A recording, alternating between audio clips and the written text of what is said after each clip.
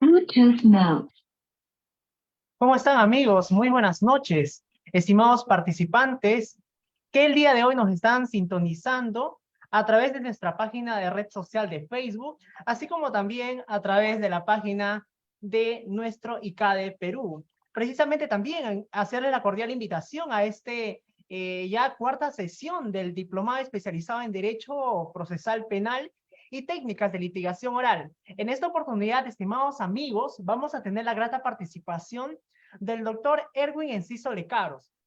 En esta oportunidad, el doctor estará compartiendo con nosotros justamente un tema de relevancia. Justamente ustedes en las anteriores sesiones hemos escuchado disertar a nuestros ponentes, hablar acerca de las diligencias preliminares, acerca de la investigación preparatoria propiamente dicha. Es ahora donde justamente la disertación de nuestro ponente el día de hoy va a brindarnos justamente sus alcances respecto al tema de la investigación preparatoria. El doctor Erwin en esta oportunidad nos va a hablar respecto al siguiente temario. Va a mencionar y va a darnos los alcances respecto al sobreseimiento, cuándo procede de forma total y cuándo se trata de un sobreseimiento parcial. Así también nos brindará información relevante respecto a la acusación, el requerimiento mixto, la audiencia del control sustancial y formal de requerimiento fiscal, la notificación de la acusación, objeción y demás sujetos procesales. Asimismo, hará un análisis respecto al estudio de casos según la jurisprudencia relevante.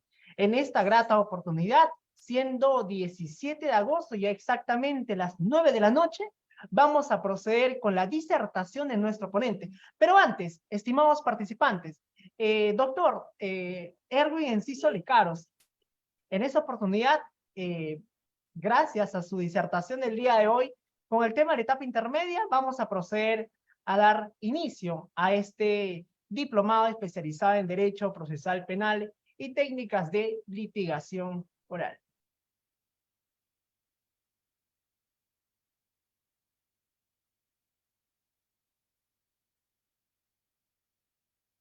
Bien, mientras el doctor me ha comunicado exactamente en este momento que ya se está comunicando con nosotros, vamos a esperar un breve minuto a fin de poder continuar con la disertación de nuestro ponente, quien estará compartiendo con nosotros respecto a la etapa intermedia. Recuerden ustedes, estimados participantes, que la certificación respecto a este diplomado de Derecho Procesal Penal y Técnicas de Litigación Oral se está haciendo a cargo del Ilustre Colegio de Abogados de Madre de Dios, con un total de horas de 384 horas académicas, certificado lógicamente válido para los concursos públicos, concursos privados, asimismo para ascensos de jueces y fiscales a nivel nacional. Tenemos ya justamente esta plataforma a fin de que ustedes puedan mejorar su cultura jurídica en aspectos relevantes en materia procesal, penal y técnicas de litigación oral, que nuestros ponentes a lo largo de las 16 sesiones que tenemos en las 384 horas académicas, ustedes van a ser pasibles de poder en esta oportunidad tener gran oportunidad de poder inclusive interactuar con nuestro ponente para efectos de poder mejorar su léxico jurídico y su vasto conocimiento con la amplia experiencia que tiene nuestro ponente respecto al tema que va a disertar. Asimismo, estimados participantes, vamos a ir mencionando y brindándole alcances a cada uno de ustedes respecto a la trayectoria de nuestro ponente, el doctor Erwin Enciso Lecaros. Actualmente el doctor Erwin Enciso Lecaros se viene desempeñando como fiscal provincial, justamente de la Fiscalía Provincial especializada en prevención del delito en el Distrito Fiscal de Madre de Dios. También él ha sido justamente doctor, ha sido catedrático, ¿no? Un catedrático de excelencia en la Universidad Nacional Amazónica de Madre de Dios. El doctor Erwin Enciso Lecaros tiene estudios de maestría en Derecho Penal y Procesal Penal en la Universidad Nacional San Antonio Abad del Cusco, una de las mejores universidades de nuestro país. Él también se desempeñó como fiscal adjunto provincial titular del delito contra la ecología y prevención del delito de Tambopata. Asimismo, fue catedrático de la Universidad Nacional Amazónica de Madre de Dios. De igual forma, también fue fiscal provincial de la Segunda Fiscalía Provincial Penal Corporativa de Tambopata del Distrito Fiscal de Madre de Dios. A ver.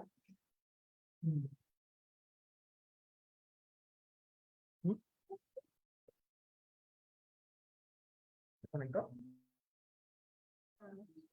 Bien, doctor Erwin Enciso Lecaros, ya me han comunicado que se encuentra en nuestra plataforma. Doctor Erwin, muy buenas noches, doctor. Bienvenido a esta capacitación, doctor. Buenas noches, no sé si me logran escuchar. Buenas noches. Escuchamos. Adelante, doctor.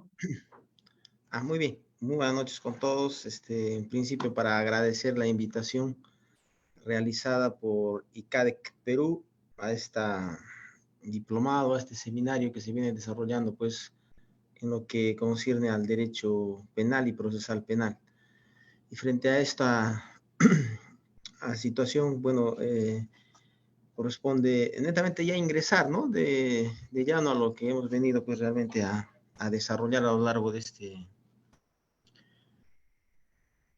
esta noche, que nos toca un poco. Ante todo, Jean Paul, antes de nada, no sé, tengo algunos desperfectos, creo, en el audio, no sé si me logran escuchar realmente, no me oigo. Sí, doctor, le escuchamos perfectamente el audio. Ya, Solamente perfecto. su cámara nomás, doctor. Ya. Parece que no está activada. A ver, vamos a tratar de solucionarlo. En todo caso, permítame.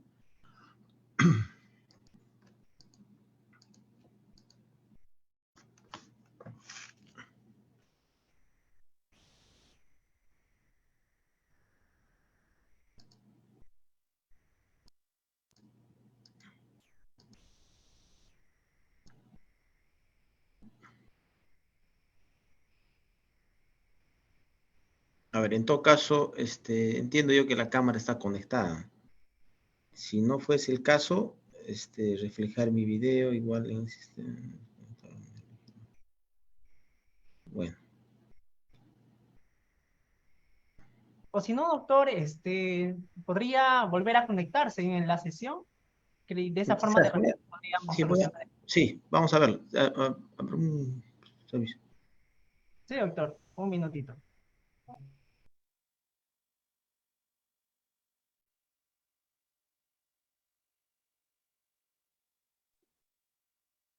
Bueno, brindarles también, estimados amigos, un alcance respecto a de que estamos ahora ya en la cuarta sesión de este diplomado. Ustedes pueden efectivamente cancelar, inclusive para efectos de la certificación de 384 horas académicas. Ustedes pueden obtener esa certificación con un pago anticipado del 150 soles por diplomado, ¿no?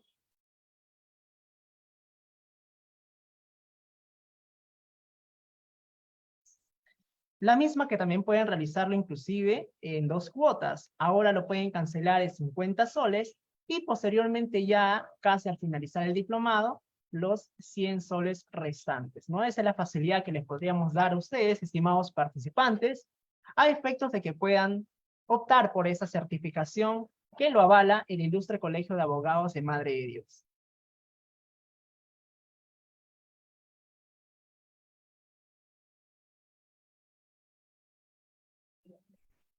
Lógicamente, la certificación va a ser remitida tanto vía digital, así como también la certificación física que se le va a hacer llegar a ustedes de forma presencial, ¿no? De igual forma también eso le va a permitir a ese diplomado acceder a las diferentes guías de participación, ya sea como biblioteca digital que tenemos justamente, al poder acceder también a los manuales que nuestros ponentes nos hacen llegar a efectos de poder ampliar un poco más respecto al temario que tenemos a bien desarrollar. De igual forma también se les va a hacer llegar a sus respectivos correos electrónicos las diapositivas respectivas de los temas que se han abordado a lo largo de esta disertación en nuestro diplomado especializado en Derecho Penal, Procesal Penal y Técnicas de Litigación Oral.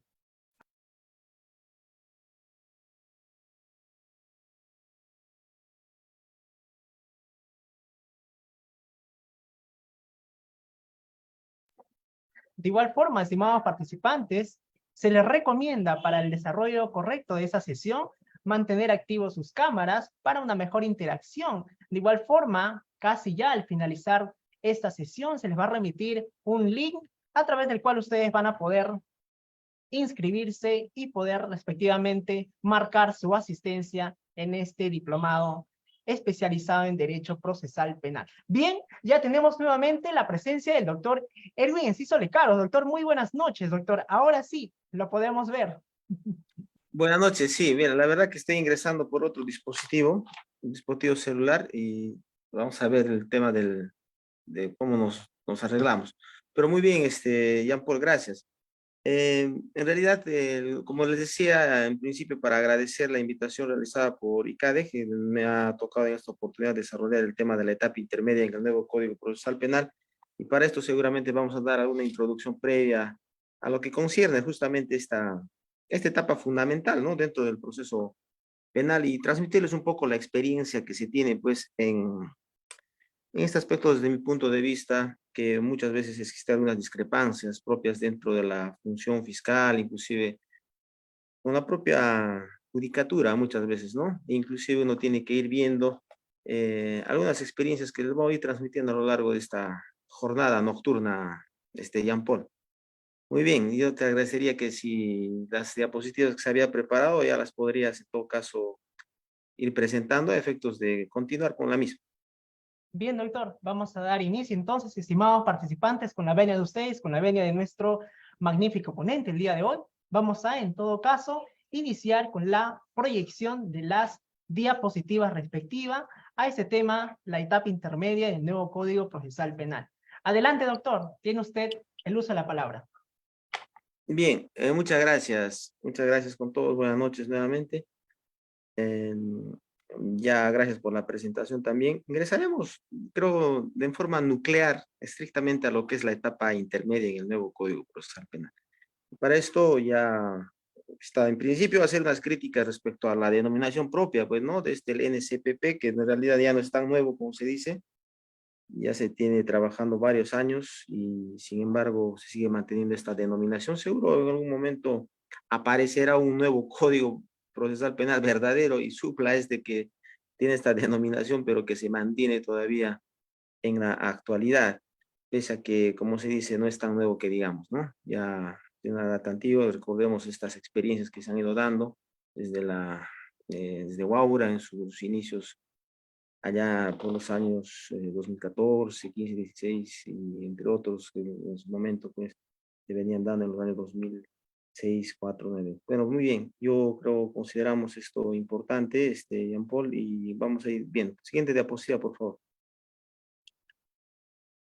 Muy bien, la etapa intermedia. Respecto a los aspectos preliminares, bueno, la disertación del día de hoy se va a dividir fundamentalmente en estos tres aspectos, ¿no?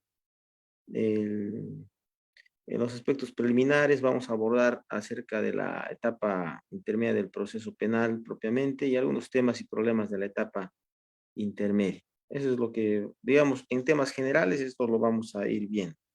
Vamos a los aspectos preliminares en todo caso. En siguiente diapositiva, por favor. A ver, aspectos preliminares.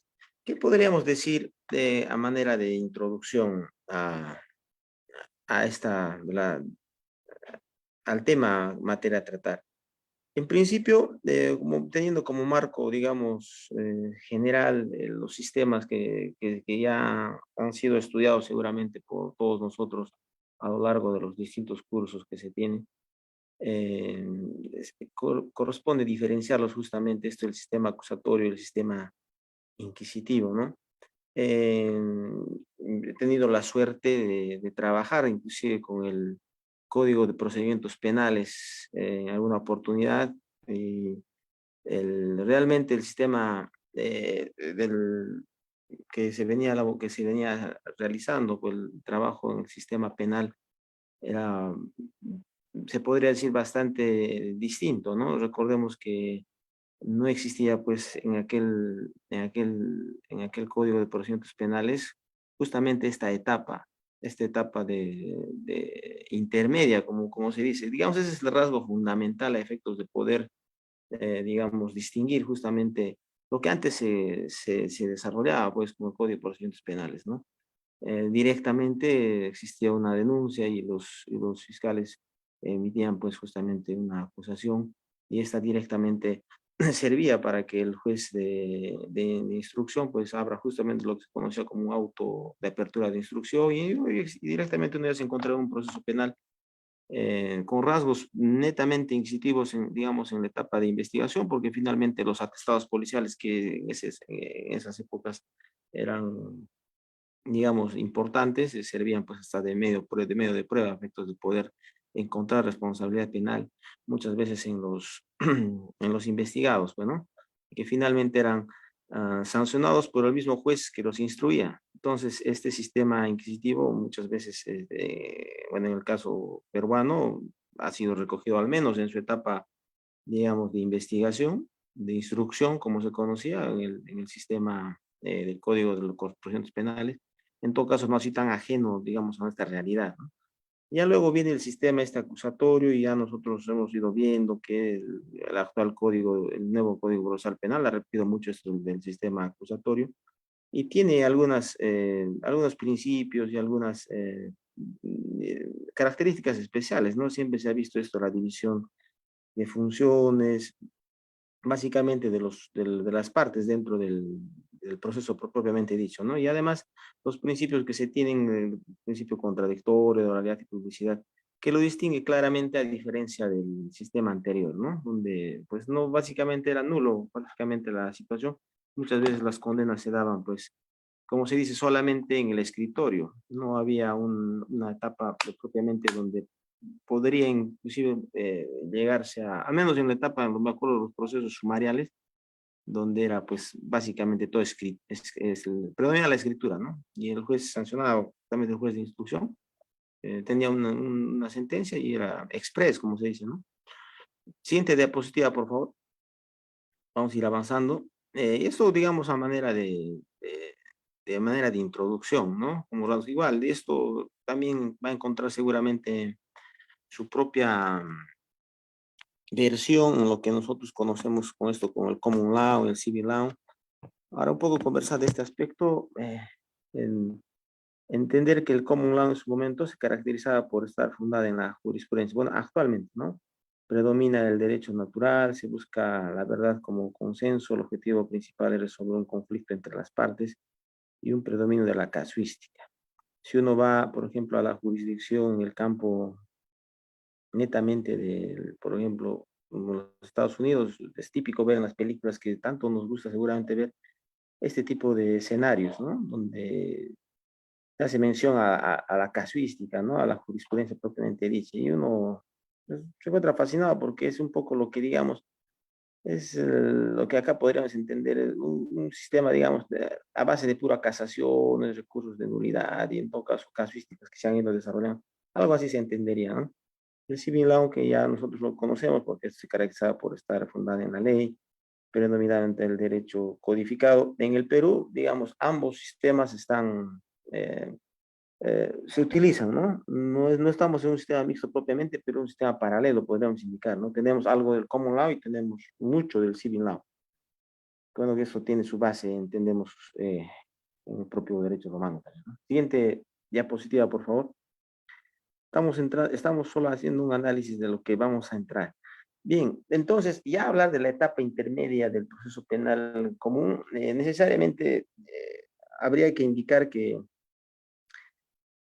estando ya en esta etapa intermedia, ya habrían desarrollado ustedes lo que se conoce pues como la etapa de investigación eh, em, propiamente dicha, es decir, estamos hablando de las diligencias preliminares y la formación de investigación preparatoria. La investigación preparatoria como primera fase, que seguramente ya han visto en las sesiones anteriores, Acá lo tenemos graficado estrictamente de las fases desarrolladas que se tienen en el proceso penal común, digamos, en forma general, ¿no? Una fase de investigación donde esta fase de investigación está pues a cargo del fiscal, de ahí se desarrollan estas subetapas de las diligencias preliminares, donde que tienen como finalidad básicamente recabar los autos urgentes, inaplazables, pues que van a servir justamente para el desarrollo de la investigación.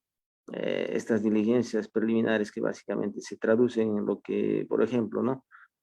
A ver, un examen de un dosaje etílico, bueno, un ebrio no puede esperar 2 o 3 días para hacer un examen de sangre, ¿no? Entonces es algo urgente que tiene que darse en el momento, ¿no? La diligencia es un levantamiento de cadáver, un reconocimiento médico legal, de un examen de integridad sexual, o sea, cuestiones de urgencia que tienen que darse en el momento. Entonces, para eso sirven estas diligencias preliminares. Y seguramente para determinar el otro, la investigación preparatoria propiamente, que en resumen, pues esta sí ya, una vez identificado e individualizado el agente del delito, básicamente sirve para copiar justamente todos los elementos de convicción, o de cargo o descargo, dice el código, a efectos de poder determinar una posición que seguramente en su momento se va a tener que tomar. Justamente esto, la de acusar o la de plantear pues un sobreseimiento acorde justamente a los elementos ya recabados durante la etapa de investigación preparatoria propiamente, ¿no? En ese escenario es que recién ingresamos, recién a la fase intermedia, que si bien yo podría decir que no necesariamente está a cargo del juez de investigación preparatoria así como tal, porque también la actividad del fiscal es importante, pues porque si bien es cierto, en la fase de investigación el fiscal puede disponer, por ejemplo, del archivo de una investigación sin pedir autorización del juez de investigación preparatoria, porque finalmente todavía no había formalizado una, una investigación ante un juzgado, entonces fácilmente podía haberlo archivado. Pero una vez formalizada ya la investigación preparatoria, ingresa pues al campo, digamos, del juez de investigación preparatoria. Pero no quiere decir que pierde facultades de investigar, obviamente esto se continúa con los actos de investigación. La determinación máxima a esto es de que finalmente si eventualmente decidiera el fiscal archivar el proceso ya formalizado, en ese escenario sí tendría que plantear un requerimiento, no requerir al juez, técnicamente lo se conoce como sobreseimiento, es decir, el archivo del proceso pues ya iniciado que ha sido formalizado, ¿no? Esta situación hace de que el fiscal justamente pierda esta facultad de poder archivar por sí mismo, a diferencia de las diligencias preliminares o una investigación preliminar que inicialmente se habría podido dar antes, ¿no? Hay un rasgo interesante digamos, en este campo, ¿no? Ahora bien, el formalizar la investigación preparatoria también, eso es importante mencionar que ya ingresamos a lo que se conocería como un proceso penal propiamente dicho, ¿no? Antes, el sobreseimiento va a generar necesariamente un procedimiento de fondo que podría hasta entenderse como una cosa juzgada, ¿no? Es decir, no va a haber forma de poder aperturar el proceso porque seguramente va de hacerlo fácilmente el abogado que conoce estas causas plantearía una solución de cosa juzgada, entre otros, ¿no? Entonces, finalmente cosa juzgada, mm, una vez formalizada la probatoria y en las diligencias preliminares, estas sí tienen esa característica de volver a reaperturarse. Ejemplo, cuando se encuentren indicios de la comisión de un delito y de un caso archivado, fácilmente puede reaperturarse. ¿Por qué? Porque se han encontrado este, elementos, digamos, que generen pues convicción y se prosiga pues con la investigación. Esas diferencias son notorias, ¿no? Al menos hasta este estadio, ¿no? Y a ingresar al campo de la fase de juzgamiento, bueno, obviamente esto quiere decir que ya se pasa este filtro, ¿no? Propiamente del control de acusación en la eventualidad de que el fiscal decida haber acusado. Y justamente esta fase de juzgamiento ya, pues propiamente es cuando ya se tienen todos los, digamos, los medios probatorios que van a servirse como actuación de probatoria dentro del juzgamiento propiamente, ¿no? Entonces, y obviamente se entiende con una acusación saneada, ¿no? Un 100%, tanto en su aspecto formal, sustancial, inclusive en el aspecto probatorio, ¿no? Fase de juzgamiento, digamos, ingresa ya a una fase, digamos, limpio la acusación, en la fase intermedia el control de acusación que va a servir justamente para filtrar todo eso, ¿no? Digamos, estos en rasgos generales para un poco entender esta fase intermedia, que es evidentemente importante y justamente acá nace la, digamos, la importancia de esta fase. ¿Por qué? Porque no siempre las acusaciones realizadas por el fiscal o por el Ministerio Público son perfectas, pues. Entonces, estas acusaciones siempre van a tener defectos de forma, llámese en errores ortográficos, errores formales, es decir, palabras que están de más, los números quizás no bien colocados, a veces puede haber omisiones, entre otras situaciones que permiten al fiscal en su momento y al juez en este caso advertirlas para en su momento, si de fuese el caso, inclusive hasta devolver esta acusación a efectos de corregir, ¿no? Algunos aspectos que seguramente son muy palmarios al momento de su control, ¿no? O en su defecto de no realizarse un adecuado control de acusación, esta iría pues con todos sus defectos a una fase de juzgamiento y en ese escenario sí generaría problemas porque ya ingresar a una fase de juzgamiento se entiende pues ingresar pues con al menos con los datos, el elemento fáctico claro, con los medios de prueba totalmente claros de cargo y de descargo, ¿no? Entonces, esta fase de intermedia es totalmente importante. Siguiente diapositiva, por favor.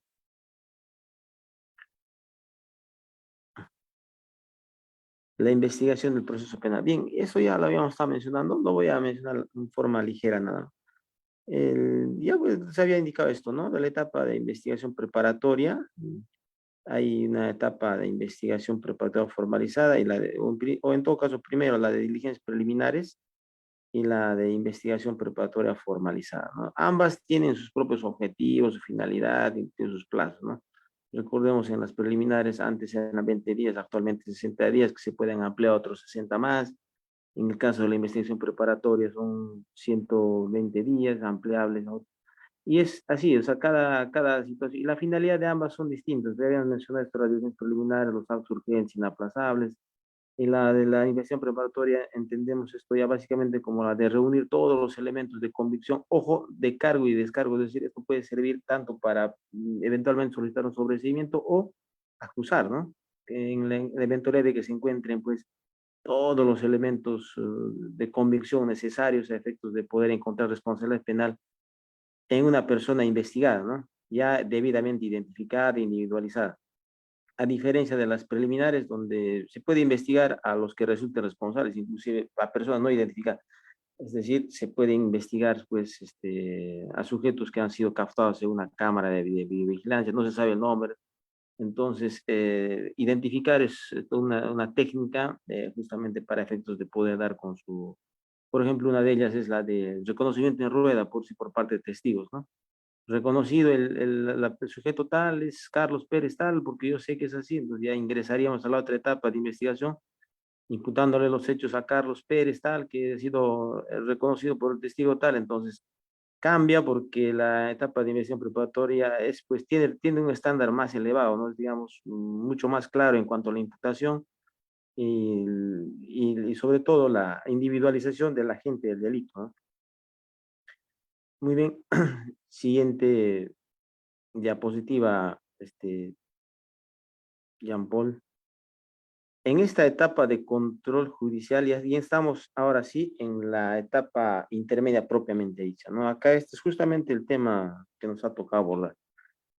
El juez de investigación preparatoria, digamos, cumple un papel pues importante. Se puede decir como le conocen un juez de garantía, un juez de filtro, un juez de saneamiento, le dicen también. Entonces, el juez de investigación preparatoria, y muchas veces he citado también eventualmente en fase de investigación, bueno, por ejemplo, cuando se plantean tutelas de derecho, entre otras, ¿no? Control de plazos, a veces este juez de investigación preparatoria aparece en algunos escenarios dentro del proceso penal en otras fases, ¿no? Pero a la vez finalmente es el mismo juez que va a realizar lo que se conoce pues esta audiencia de control de acusación. Y nos ponemos en estos escenarios porque recordemos nuevamente que la acusación es porque obviamente el fiscal ha entendido que una vez recabado todos los elementos de convicción, desarrollado todas las diligencias realizadas en la etapa de investigación preparatoria o las diligencias preliminares, porque recordemos también que podría haber una acusación directa, en ese escenario, bueno, pues el fiscal, en su creencia, en su convicción, en su tesis, él asume una posición, digamos, ya a efectos de decir que X persona es responsable de la comisión de un delito y para eso tiene claro cuándo han ocurrido los hechos, dónde han ocurrido los hechos y cómo han ocurrido los hechos y con qué medios de prueba pues va a demostrar que precisamente esa X persona pues es el presunto autor de la comisión de un delito Y, ¿no? Entonces, la acusación, al desarrollar las etapas, bueno, va a cumplir esos estándares, pero vamos a ver en las siguientes diapositivas lo que se conoce pues justamente con con todo esto de los elementos propios, ¿no? De cargo que se tienen, ¿no? Y en el caso del sobreseimiento, si retrocedemos un poco, habíamos visto que el término del archivo cambia propiamente, ¿no? Si en etapas, antes en las diligencias preliminares, el fiscal podía por sí mismo archivar un proceso porque, bueno, no decide continuar con la investigación preparatoria porque no se han encontrado elementos de convicción que reúnan pues características del delito o que sean suficientes para acreditar la responsabilidad penal de una persona, seguramente archivará, ¿no? Porque finalmente el hecho no es atribuido a X persona o el hecho no es imputable, no sé, penalmente, el hecho no constituye delito sino faltas, no sé, el motivo que fuese, pero finalmente en etapas de diligencias preliminares el fiscal es autónomo, lo puede archivar, ¿no? Un archivo de investigación. Y habíamos dicho que el sobreseimiento es distinto, pues, porque esta audiencia de control de sobreseimiento requiere que el fiscal, en este caso, habiéndose dado cuenta que luego de haber investigado X persona y luego de haberle formalizado investigación preparatoria, reunido los elementos de convicción, en este caso ya no de cargo, sino de descargo, se asume una posición de decir, oh, me equivoqué, en todo caso, y solicito, señor juez, el archivamiento, ¿no? de este proceso que se ha seguido esta investigación en contra de X personas, lo que se conoce como el sobreseimiento. Y para esto tendría que invocar algunas causales, ¿no? Que establece el código, porque el sobreseer ya a este nivel implica pues entrar en un filtro, un control, ya no va a depender estrictamente del fiscal, sino ya va a ser el juez que va a tener que aprobar justamente esa solicitud de archivo o de sobreseimiento, ¿no? Entonces, ahí hay diferencias sustanciales, ¿no? Siguiente, por favor, ahora sí. Bueno, acá estamos en la etapa de juzgamiento. Bueno, ya esto solo lo voy a mencionar. Obviamente, existe en la etapa de juzgamiento, puede haber un juez penal, unipersonal o colegiado, ¿no? Entendemos que los jueces penales unipersonales conocen los delitos traen como pena, digamos, hasta 6 años de pena privativa. Los que están con 6 años para arriba asumen los colegiados. Generalmente los delitos más gravosos, ¿no? Como pena mínima. Entonces hablando de casos de violaciones, extorsiones, robos agravados, ¿no? Los colegiados, ¿no? Y los juzgados unipersonales, según los delitos menores, ¿no? Siguiente, por favor. Ya. Ahora sí, ¿dónde nos encontramos? Habiendo mencionado estas pautas anteriores. Habíamos mencionado ya las diligencias preliminares, habíamos puesto algunos ejemplos, cuándo se dan, para qué están. Recordemos siempre, diligencias preliminares, autos urgentes sin aplazar, lo que es urgente, lo que tiene que desarrollar. Y una etapa, fase de investigación preliminar, digamos, que puede darse hasta 60 días, ¿no? Así está establecido. Obviamente ampliable y todo lo demás, pero finalmente la idea es recabar lo necesario, lo urgente, ¿no? En la etapa de preparatoria, ya una vez identificados los elementos de convicción de cargo, o sea, con lo que voy a ir a un eventual juicio, o sea, acusando. Y la etapa intermedia es que una vez decidida justamente, o bien con una acusación o bien con un sobreseimiento, pero finalmente esta etapa intermedia es donde se va a hacer este filtro, justamente de estos dos requerimientos. O finalmente puede ser un requerimiento mixto también, pues, ¿no? ¿no? Porque finalmente se puede eventualmente acusar a un grupo de personas y sobreseer en otro extremo de personas que han sido sometidas a una investigación preparatoria. Podría darse ese escenario. O requerimientos de archivo de sobreseimiento por un delito tal y acusado por otros delitos X, ¿no? Pueden darse todos los escenarios, pero finalmente la etapa intermedia, en resumen, es la etapa de control, de saneamiento de la acusación o del sobreseimiento, ¿no? Para luego pasar a juzgamiento. Así podríamos resumir. Siguiente, por favor. A ver, entonces, acá hay una definición que se ha tratado de establecer. Dice, ¿no? ¿Qué es la etapa intermedia? Es el intervalo que emerge luego de la conclusión de la investigación preparatoria. Es lo que acabamos de decir, ¿no? Concluida la investigación preparatoria, es justamente las decisiones que va a tomar el fiscal, como se dice, para emitir su pronunciamiento, ¿no? O una acusación o un sobreseimiento. Pero vamos a ir leyendo.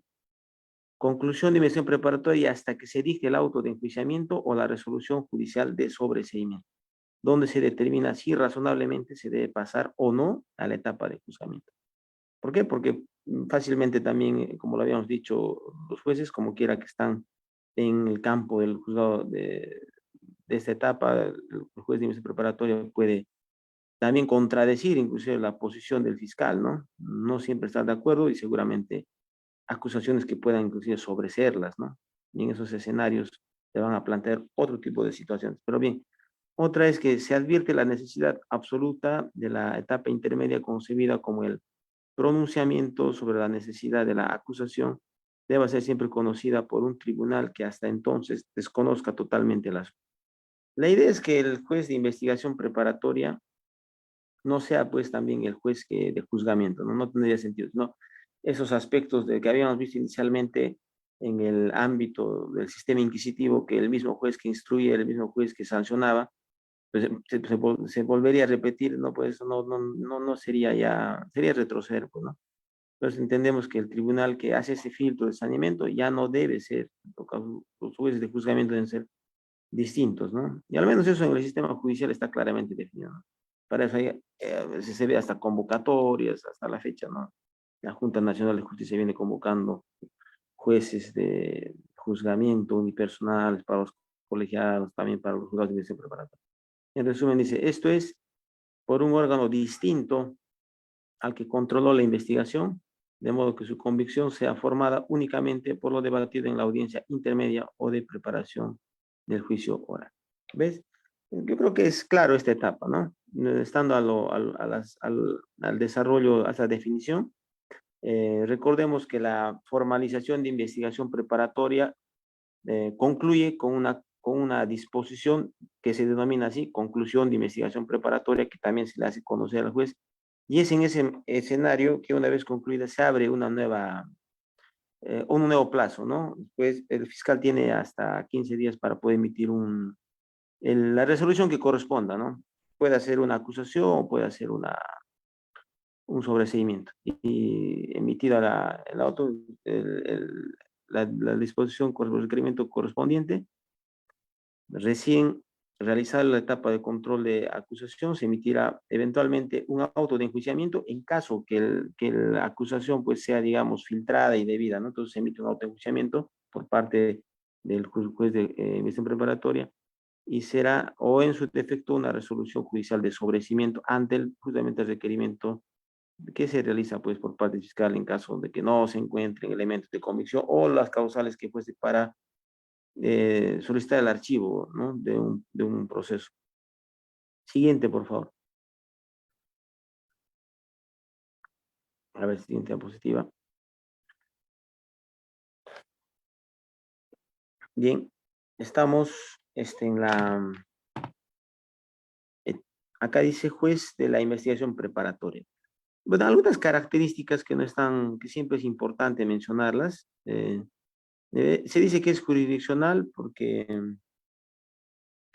es el juez que dirige la audiencia y realiza el control de acusación, es decir, resuelve las excepciones que puedan plantearse hasta esta etapa, los medios de defensa y se pronuncia sobre las incidencias y mecanismos de defensa. Así está previsto en el título preliminar del Código Procesal Penal. También se dice que es funcional porque se toman decisiones inmediatamente en la audiencia después del debate, salvo excepciones por complejidad o de hora avanzada. Además, se tiene que controlar los resultados de la investigación preparatoria. Claro, esto porque examina los elementos de convicción que cimentan el requerimiento acusatorio para decidir si merecen ir a juicio o no. Recordemos que el juez de investigación preparatoria puede inclusive hasta de oficio emitir un sobreseimiento, ¿no? O sea, no el fiscal lleva una acusación que por sí misma es atípica, con hechos no tan claros, y finalmente el juez, dentro de su autonomía, podría sobreseerlo, ¿no? Entonces, ese tipo de situaciones pueden presentar. Es oral. Las pretensiones de las partes se formulan oralmente en la audiencia y la decisión del juez es también oral. Bueno, esas son las características propias de digamos, esta etapa, ¿no? Siguiente, por favor. A ver, acá, bueno, ya estamos ingresando a un campo de los fundamentos, ¿no? La finalidad del proceso penal y el control constitucional. La finalidad del proceso penal, juicios innecesarios, son justamente para evitar justamente esto, ¿no?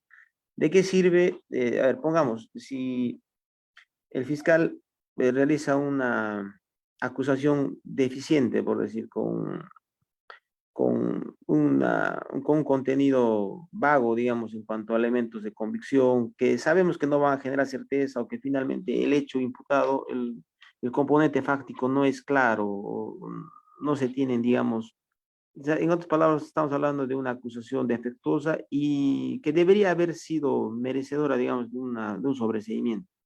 Pero el juez, de repente, por X motivo, ya sea por desconocimiento, porque no quiere contradecir, o el motivo que fuese, no realiza un adecuado control de acusación y este pasa a juicio, es decir, se emite un auto de enjuiciamiento, porque así se llama el auto que se emite.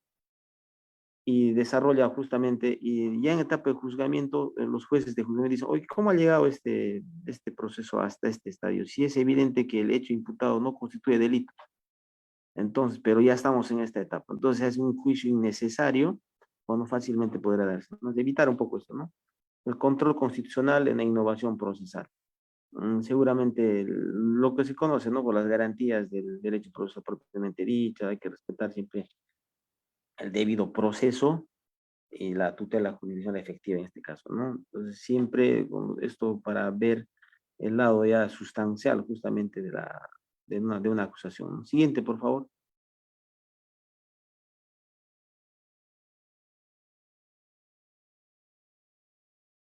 Bien,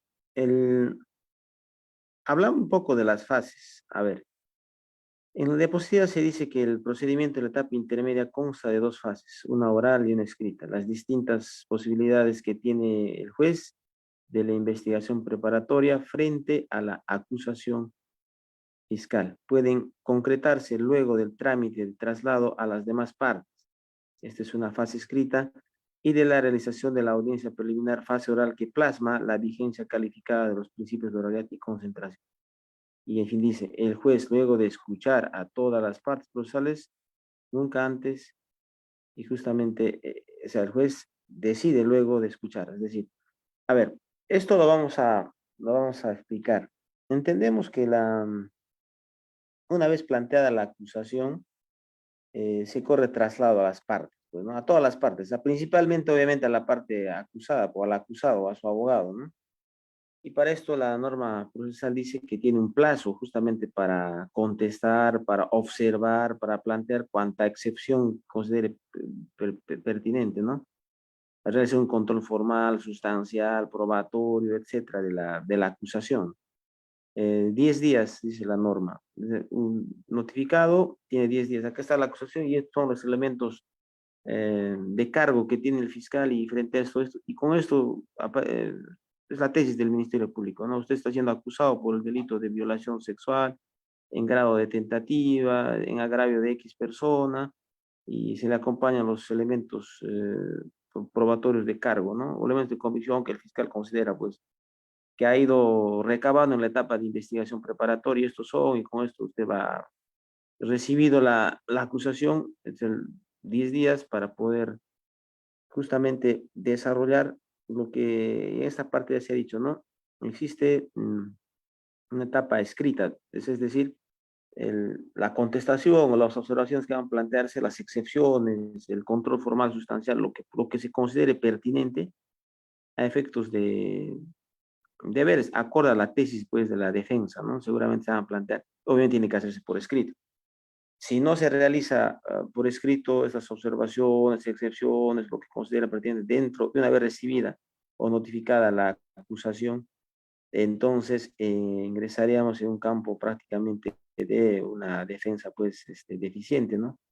¿Por qué? Porque, bueno, no se habría planteado, o salvo sea estratégico, ¿no? Quizás no se ha saneado, no se ha hecho observaciones, porque que eventualmente considerarían que esto ingresaría, digamos, defectuosamente a la etapa de juzgamiento. Posiblemente podría pasar eso, pero no creo que sí. En todo caso, esta fase escrita es importante porque, corridos los 10 días, si uno se considera inocente, se entiende que debería presentar algunos medios probatorios de descargo, ¿no? Frente a una acusación que se le realiza, pues, a un imputado. Para eso los abogados. Y ahí, y acá sí hay temas bastante curiosos, ¿no? Que se presentan en la casuística.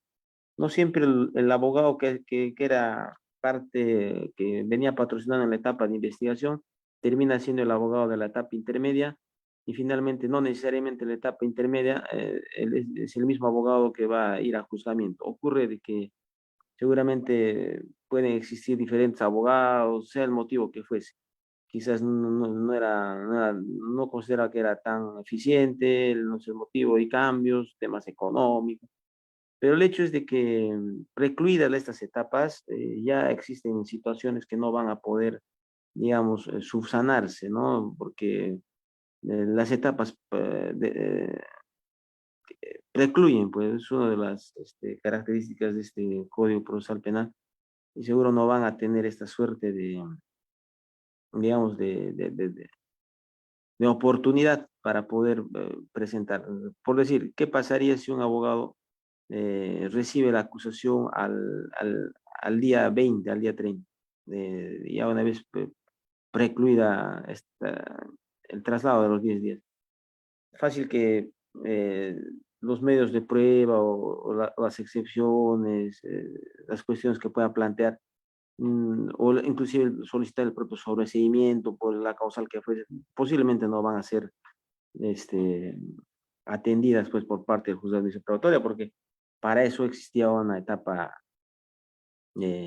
ya claramente definida, ¿no? De 10 días. Y si no lo hicieron en esa oportunidad, seguramente se va a invocar justamente esto de las etapas de preclusión procesal, ¿no?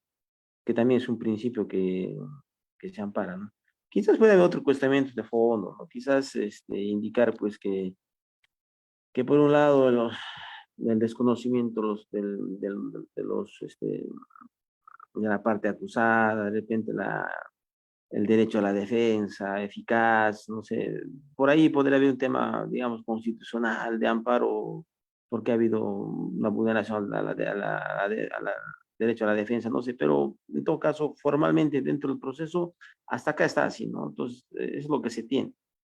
Y una vez planteada justamente esta fase escrita, es decir, la acusación corrido a traslado a las partes y hechas las observaciones, que fuesen, ya se ingresaría en esta etapa ya justamente de oralidad.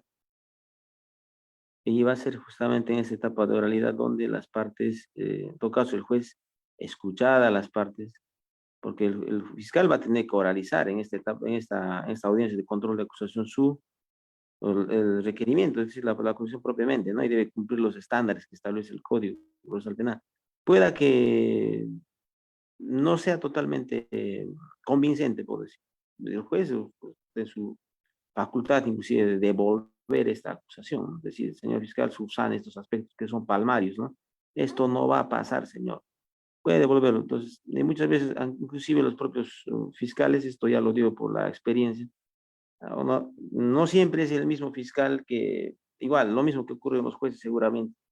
Va a haber cambios, y lo mismo que me pasa, porque me ha pasado al suscrito, por ejemplo, al momento de asumir el despacho fiscal, uno asume acusaciones, pues, o digamos, audiencias de control de acusación que no han sido necesariamente suscritas por uno mismo. O sea, eso viene de data pasada, ¿no?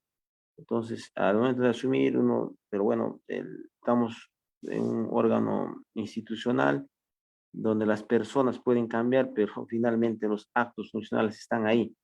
Entonces, uno tiene que sustentar acusaciones que muchas veces no las ha suscrito, es decir, no las ha elaborado. Eh, y bueno, poniéndonos en ese escenario, a veces, muchas veces uno se da cuenta, pues, que la acusación que viene dando lectura, que viene, digamos, oralizando en la etapa, en la audiencia de control de acusaciones defectuosa por sí misma, inclusive hay situaciones en las que uno mismo solicita la devolución, ya inclusive de parte, o sea, de oficio, ¿no? Señor juez, bueno, aquí tiene estas deficiencias que son evidentes, solicitamos se nos devuelva por un tiempo razonable de 5 días, a ver que se puede subsanar la misma. Y finalmente hay amparo legal para ello y ocurre eso también, ¿no? Entonces uno cumple, subsana y se da cuenta. Bueno, finalmente para eso es la etapa de saneamiento, nuevamente, de filtro, de control, de corrección de esta acusación, ¿no? Para eso está, ¿no? Lo propio pasa con el sobreseimiento. Ahora, puede pasar que el fiscal diga en el sobreseimiento que efectivamente dio solicitud de sobreseimiento porque no hay elementos de comisión que vincule a X procesado con el delito tal, o el delito que fuese. Entonces, pueda que el juez no necesariamente asuma, por cierto, esta situación y diga, no, para mí sí hay elementos de comisión suficientes. En ese escenario discrepa, ¿no? Ya ingresaríamos en otro campo, ¿no? Podría exigir que sea el fiscal superior que ordene y disponga lo conveniente, ¿no? Para efectos de continuar o no con la... Y en esos supuestos ya están previstos, pues, en la norma procesal, ¿no? Pero bien, creo que esto de la fase escrita, la fase oral, creo que hasta acá estaría explicada. A ver, adelante, siguiente.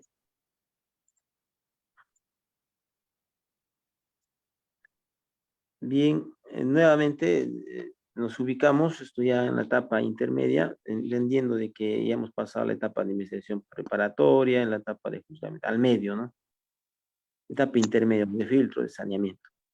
Inicio, disposición de conclusión de investigación preparatoria. Aquí, una vez concluida la investigación preparatoria, formalmente recién ingresamos a esta etapa intermedia. Digámoslo así, formalmente, pero recordemos que la etapa intermedia por sí misma, el juez del juzgamiento muchas veces es citado a veces para audiencias en etapa de investigación, ¿no? Entonces, se tiene eso. ¿Y cuándo concluye esta etapa de intermedia? Termina justamente con la emisión de un auto de enjuiciamiento en el caso de que la acusación sea, digamos, saneada, ¿no? Pase los filtros debidos y, bueno, cumple los estándares que establece el código, artículo 353, seguramente va a estar ahí el auto de enjuiciamiento, con todos los datos que establecen el nombre completo del imputado, el hecho fáctico, etc. Los elementos de comisión con la amparo, etc. Y el auto de sobreseimiento, igual, de igual forma, concluiría con un sobreseimiento, es decir, el archivo a nivel judicial, conforme a lo establece el artículo 347. Dice el objeto, realizar el control de acusación, resolver las excepciones, medios de defensa y pronunciarse sobre las incidencias y mecanismos de defensa. Ya lo habíamos mencionado, ¿no? Corrió el traslado de una acusación, inmediatamente las partes, principalmente la parte acusada, pues tiene derecho para plantear cuantas excepciones, medios de defensa, plantear todo lo que vea por conveniente, ¿no? Ejercer todo, solicitar el sobreseimiento de la causa, no sé, pedir la exclusión del fiscal por deficiencia de investigación, ¿no? Lo que fuese, pero finalmente pedirlo, ¿no? No lo hace, obviamente el juez tampoco no se ha pronunciado de oficio por algo que no se ha pedido, ¿no? El juez de investigación preparatoria es el encargado de realizar el control de legalidad de la acusación fiscal. Claro, no es un hecho, la acusación fiscal debe cumplir justamente los estándares que establece el código, ¿no? Los requisitos mínimos que están establecidos, verificar si estos cumplen, ¿no? Es decir, hacer un control, más allá del control formal, de hacer correcciones de ortografía, omisiones o cuestiones digamos, de hierro que le conocen, pero lo más importante es ingresar al control sustancial, ¿no? El control de legalidad propia. Si la norma aplicable calza en el delito, en los hechos fácticos que se vienen realizando. Si, ejemplo, se está imputando violación en grado de tentativa, fácilmente podría hacer tocamientos indebidos y hacer un filtro de legalidad de la misma, etcétera, ¿no? Pero frente a eso seguramente hay puntos discrepantes. Finalmente el fiscal es titular de la acción penal, podría estar hasta equivocado en la norma, en la tipificación, pero quizás estos controles que se hacen al menos ponen en alerta a efectos de poder verificar si efectivamente se cumple o no con todos los estándares mínimos establecidos por la norma procesal, sin ánimo de ingresar en la tipificación o la corrección propiamente del tipo penal con el que se ingresa, ¿no? Si el fiscal considera que es delito por X delito, ya verá si lo sustenta, si está errado, seguro que devendrá una absolución, pero eventualmente eh, ahí está el debate, ¿no? Ver esto, si realmente cumple o no con los estándares de legalidad. Dice verificar las concurrencias de los presupuestos legales que autorizan la acusación fiscal, sino en su ámbito funcional. La justificación se somete toda la actividad probatoria actuada a control de legalidad y pertinencia para su admisión a juicio. Esto del control formal, el control sustancial y el control probatorio es importante porque la idea es que la acusación, para pasar a la etapa de juzgamiento, obviamente para entrar a la etapa de juzgamiento solamente hablamos de acusación, pues no podemos hablar de sobreseimiento. Solo es acusación. En todo caso, la acusación que se tiene debe estar debidamente, debe cumplir con todo lo que establece el Código Procesal Penal para su, digamos, decirlo así, haber cumplido con el objeto de la etapa intermedia, que es la de su saneamiento, ¿no? Siguiente, por favor.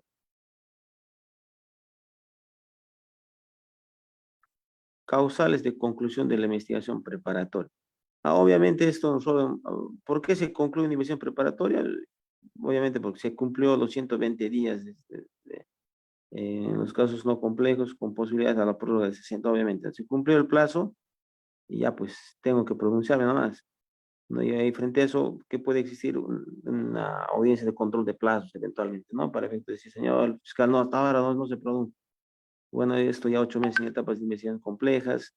En caso de organizaciones criminales tenemos hasta 36 meses. Existen disposiciones fiscales de conclusión de investigación dentro del plazo legal, obviamente.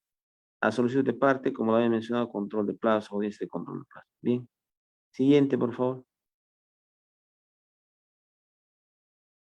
Funciones. Función positiva, negativa, función clasificadora. En la función positiva consiste en convalidar los actos de investigación de la persecución penal para su etapa ya.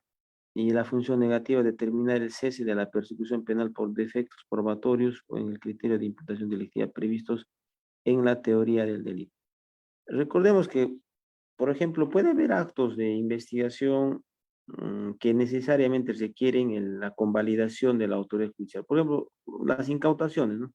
En una etapa de investigación nos realiza una incautación, pero necesitamos una confirmatoria de incautación. Se realiza una detención de una persona, pero necesitamos convalidar la detención.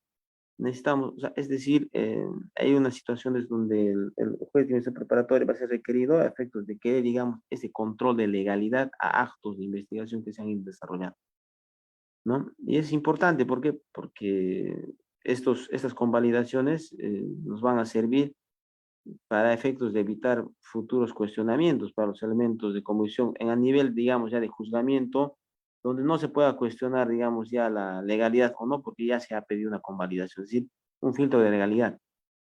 Es importante, por eso esta, ¿no? Muy bien, siguiente diapositiva, por favor.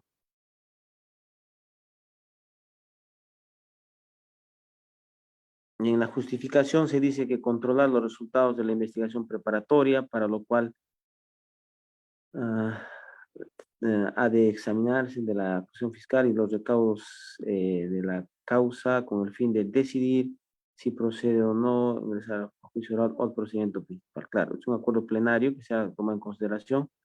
Además, realizar el control de legalidad de la acusación, esto es verificar la concurrencia de los presupuestos legales que autorizan la acusación fiscal ese y no otro en su ámbito funcional. Eso lo habíamos mencionado, ¿no? Ya lo habíamos indicado, tiene respaldo en el acuerdo plenario 6/2019. Entonces, tiene que verificar estrictamente todos los presupuestos legales que cuenta. Bueno, la norma procesal es clara en determinar cuál es el contenido estricto que debe contener una acusación, inclusive el auto de enjuiciamiento, porque va de la par, ¿no? Entonces, acusación, si se filtró el saneamiento, entonces un auto de enjuiciamiento también con sus estándares mínimos para pasar a una etapa de juzgamiento, ¿no? Tiene como elemento nuclear el principio de contradicción y el cuestionamiento de la pretensión punitiva del Ministerio Público. Otro acuerdo plenario, no más sustancial. Se somete toda la actividad probatoria actuada a control de legalidad y pertinencia para su admisión a juicio. Muy bien. Siguiente diapositiva. Alternativas. Y bueno, esto sí, ¿no? O bien formula acusación o bien o requiere el solicitud. Una vez concluida la investigación, la formación de investigación, la investigación preparatoria propiamente, ¿no? Había alguna vez siempre dice, ¿no? Pero yo estoy, a ver, unos detalles que siempre se ven en la práctica. El hecho de que una vez formalizada la investigación preparatoria, 120 días, prorrogables son 60 más, posiblemente hay un control de plazo si uno se excede. El juez se pronuncia, ese señor fiscal, en plazo de 5 días. Puede que en ese escenario se reduzcan los plazos, pero a veces conviene concluir por sí mismo, ¿no? Porque los plazos crecen, pues, ¿no? Se incrementarían hasta 15 días para poder decidir lo que corresponda, ¿no? Acusar o sobreseer. No esperar los controles de plazo, ¿no? Ahora, plantea el control de plazo muchas veces por un tema de estrategia. Los fiscales lo que hacen es lo concluyen inmediatamente. Y bueno, ya se produce la sustracción de la materia, seguramente, ¿no? Como muchas veces ocurre en las audiencias, todos los controles de plazo simplemente han servido para efectos de poder acelerar un poco el pronunciamiento del fiscal, ¿no? Ahora, si el fiscal piensa que ha habido un control de plazo, no se pronuncia, ahí viene el problema, ¿no? ¿Qué puede acarrear?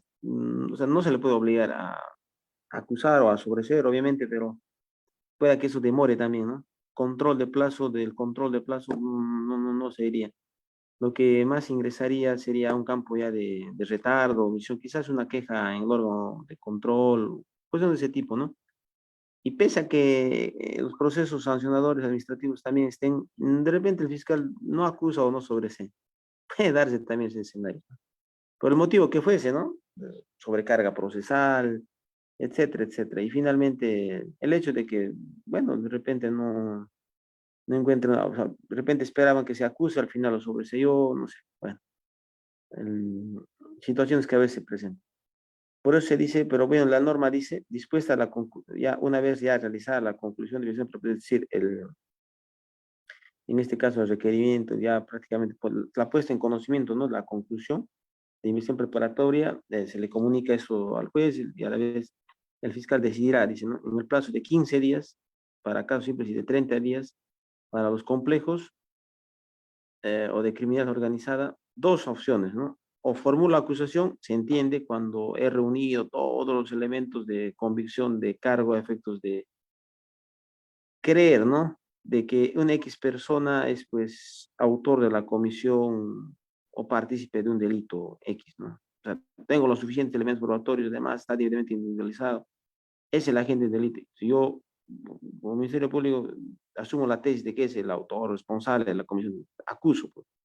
Entonces, veo mi marco normativo, cumplo los estándares, estos son la estructura propia de la acusación y está, pues, señores, solicitamos y la pena solicitada es tanto, ¿no? O finalmente, en caso de que luego de realizar la investigación preparatoria, no siempre acusar, pueda que el fiscal diga, no, en este caso hay elementos de descargo, se requiere pues sobreseimiento, ¿no? Entonces, en este caso, también se tiene que sustentar, recuerden, tanto la acusación y el sobreseimiento se tiene que sustentar ante el juez de investigación preparatoria, porque esto es así, está establecido, no ya el fiscal por sí mismo no puede archivar por el proceso. Está así. Entonces, la acusación o el sobreseimiento son sometidos luego a un control judicial. Estamos ya en el campo de la etapa intermedia. Siguiente. Siguiente, por favor. El sobreseimiento, en principio, porque así también está plasmado en el Código Procesal, primero el sobreseimiento de la acusación. ¿Qué es, no? Ya hemos estado mencionando, pero en esta definición creo que está desarrollada de forma técnica. A ver, el sobreseimiento es un acto fiscal postulatorio mediante el cual el titular de la acción penal requiere el archivamiento definitivo de la causa con relación al imputado por incurrir en alguna causal prevista en el artículo 344 del Código Procesal Penal y tiene la autoridad de cosa juzgada de conformidad con el artículo 139.3 de la Constitución Política. A ver, este sobreseimiento no es cosa decidida, es decir, no es un simple archivamiento que puede ser nuevamente reaperturado porque han encontrado elementos de convicción nuevos y no sé qué vinculan, no, genera cosa juzgada y es muy probable que alguien que ha sido investigado formalmente, o sea, dentro de una investigación preparatoria, y al haberse producido este archivamiento, ya no va a volver a ser sometido, no puede ser sometido en otro proceso penal, porque fácilmente puede accionar por una excepción de cosa juzgada, entre otras, ¿no? Opciones que puedan darse. Entonces, el hecho es de que el sobreseimiento es finalmente tiene un amparo, amparo judicial porque es el juez que va a emitir un auto, ¿no? Justamente de sobreseimiento, de archivo, justamente frente a esta situación, ante el requerimiento del fiscal. Para eso se tiene que verificar todas las causales que están establecidas en el artículo 344 del Código Procesal Penal. Y la característica principal, conforme lo viene acá, es de que esto produce pues calidad de cosa juzgada. Es decir, está pues sacramentado, ya no va a haber otra opción de poder investigar a esa persona, al menos por los mismos hechos, por los mismos fundamentos por los cuales se ha iniciado la investigación preparatoria y por los cuales pues se está sobre sí. Esa es la consecuencia, a diferencia pues del archivo que se produce a nivel de investigación preliminar. Siguiente, por favor. Existen dos tipos de sobreseimiento, obviamente el total o parcial. Lo mismo que ocurre seguramente, vamos a ir viéndolo. En los totales, el sobreseimiento es total cuando comprende todos los delitos y a todos los imputados. Bueno, se dice, ¿no? Se investigó a 5 personas y todos son inocentes por los 4 delitos que se les ha imputado. Entonces, en ese escenario, los 5 investigados que han sido sometidos, que han sido imputados por 4 delitos o por 5 delitos, pongámoslo así, sean no son responsables penalmente por el motivo que no, no, no hay elementos de comisión suficientes, ¿no? Para acreditar tu responsabilidad, el motivo que fuese, ¿no? Puede darse la tipicidad de la misma, pero bueno, poco, las causales están previstas en el código. En cambio, el sobreseimiento parcial, en ese caso, si no, en el otro escenario, si por decir habría 5 investigados, pueda que se diga que se va sobre solo a 2, es decir, se va fiscalía a la comisión que de los 5, solo 2 no tienen responsabilidad en ese escenario, solamente pues se va a solicitar el sobreseimiento por unos cuantos, ¿no? O también por algunos cuantos delitos, no por todos, por decir, en el hipotético que han habido varios delitos investigados, se diga, se sobresee por X delito, pero se continúa por el otro. Entonces cambia el sobreseimiento, ¿no? Solo se circunscribe a un delito o a algún imputado en caso de ser varios, ¿no? En el caso en este caso, continuará con el proceso respecto a los demás delitos imputados. Claro, es el sobreseimiento parcial.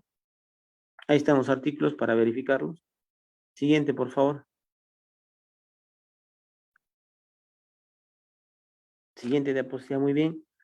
Control de requerimiento de sobreseimiento, audiencia de control de sobreseimiento. Igual ya lo hemos estado mencionando en los comentarios. Dice el fiscal enviará al juez de investigación preparatoria el requerimiento de sobreseimiento, claro, lo presenta al juez porque él no lo puede archivar, acompañado del expediente fiscal. Bueno, la carpeta fiscal, ¿no? Para hacerlo más claro. O sea, el juez correrá traslado del pedido a la solicitud a los demás sujetos procesales por el plazo de 10 días. Bien, acá igual se corre traslado por 10 días. Pueda que, como quiera que el fiscal, luego de investigar a un imputado de un delito X, obviamente la parte, en este caso la parte denunciante o la supuesta parte agraviada o el actor civil, etcétera, obviamente no van a estar de acuerdo por una cuestión lógica respecto a la solicitud de sobreseimiento del archivo, ¿no? están investigando tanto para que luego pidan el archivo del sobreseimiento. Obviamente no están de acuerdo, pueden plantear cuántas observaciones consideren pertinentes al sobreseimiento, dirá, pues, no, que en este caso hay elementos de convicción, que no sé, lo que corresponda, acorde a su tesis, a su criterio, ¿no? Igual, pero final se les corre por 10 días a todos los sujetos. Los sujetos procesales podrán formular oposición, claro, a la solicitud de archivo dentro del plazo establecido. La oposición bajo sanción de inadmisibilidad será fundamentada y podrá solicitar la realización de actos de investigación adicionales, indicando su objeto y los medios de investigación que considere procedentes.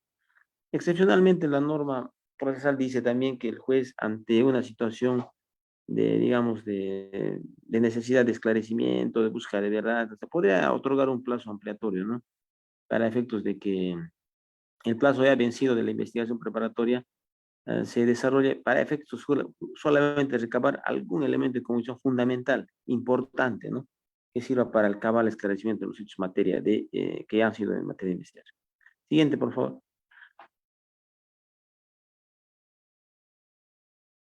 Muy bien, control de requerimiento de sobreseimiento y audiencia de control de sobreseimiento. En lo resaltante de todo esto es lo que ya hemos mencionado. Vencido el plazo del traslado superior al Ministerio Público, se ha mencionado todo esto también. Entre el requerimiento de sobreseimiento y la audiencia que resuelve lo pertinente no puede transcurrir más de 30 días. En casos complejos de criminalidad organizada no puede... Bueno, yo les comento esto en la experiencia porque, a ver, los plazos no siempre se respetan y esto ya lo tenemos.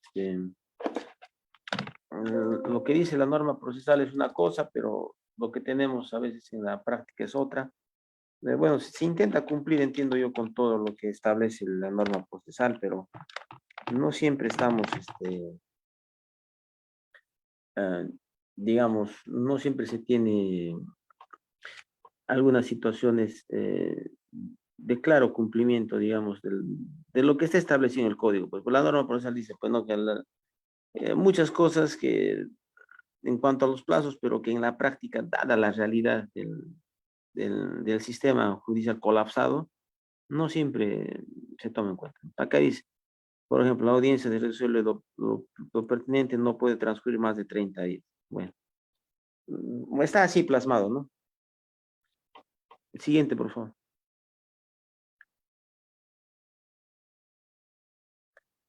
Igual forma, dice, el juez se pronunciará en el plazo de 15 días para casos complejos y de criminalidad organizada. El procedimiento no podrá exceder de los 30 días. Los demás indicios continúan vigentes en cuanto a las... Bueno, eso ya son plazos que están establecidos en la norma. No vamos a ingresar a los mismos porque tengo un punto de vista muy especial al respecto del cumplimiento, no de los plazos. Pero bueno, están en la norma, ¿no? Siguiente, por favor. Yo creo que esto sí es importante mencionarlo, ¿no? Cuando las causales de sobreseimiento son invocadas, la norma procesal habla en el artículo 344 de diferentes supuestos. El primero, que el hecho no se realizó, o atipicidad, ¿no? El hecho no puede atribuirse al imputado. El hecho no es típico, bueno, acá, el hecho no es típico o concurre una causa de justificación de inculpabilidad o de no punibilidad, otro supuesto. La acción penal se ha extinguido. No existe razonablemente la posibilidad de incorporar nuevos datos a la investigación o no hay elementos de convicción suficientes para solicitar fundadamente el enjuiciamiento del imputado. Bueno, en la experiencia en el campo de investigación, bueno, al menos esta última causal, al menos para, era, digamos, la más salomónica para recurrir, ¿no? Que no hay, pues, elementos de convicción suficientes para solicitar que X persona sea sometida a un juzgamiento, ¿no? A una etapa, ¿por qué? Porque hablan, miren, a esas alturas ya de que el hecho no se realizó, o sea, si ya se ha formalizado algo, se entiende de que algo debió haber, digamos, situaciones objetivas que permitan, pues, demostrar inicialmente que un hecho se realizó, pues a esas alturas decir que no se realizó es un poco complejo, complicado, ¿no? Luego decir que el hecho no puede atribuirse al imputado, quizás este extremo sí, ¿no? Podría decirse, ¿no? Este hecho, luego de haber forzado todo esto, el cadáver está ahí, ¿no? O sea, hay un homicidio, obviamente, porque hay un difunto que ha sido, hay un levantamiento de cadáver, hay un protocolo de necropsia, podría así decirse hasta que hay recojo de armas de fuego, municiones que han sido encontradas en el cadáver, o sea, las pericias que demuestran que efectivamente ha habido un asesinato, vamos a decir, un homicidio calificado, ¿no? Pero no necesariamente se le puede atribuir a tal X persona por el solo hecho que pasaba por el lugar, ¿no? Entonces, no se le puede atribuir al imputado.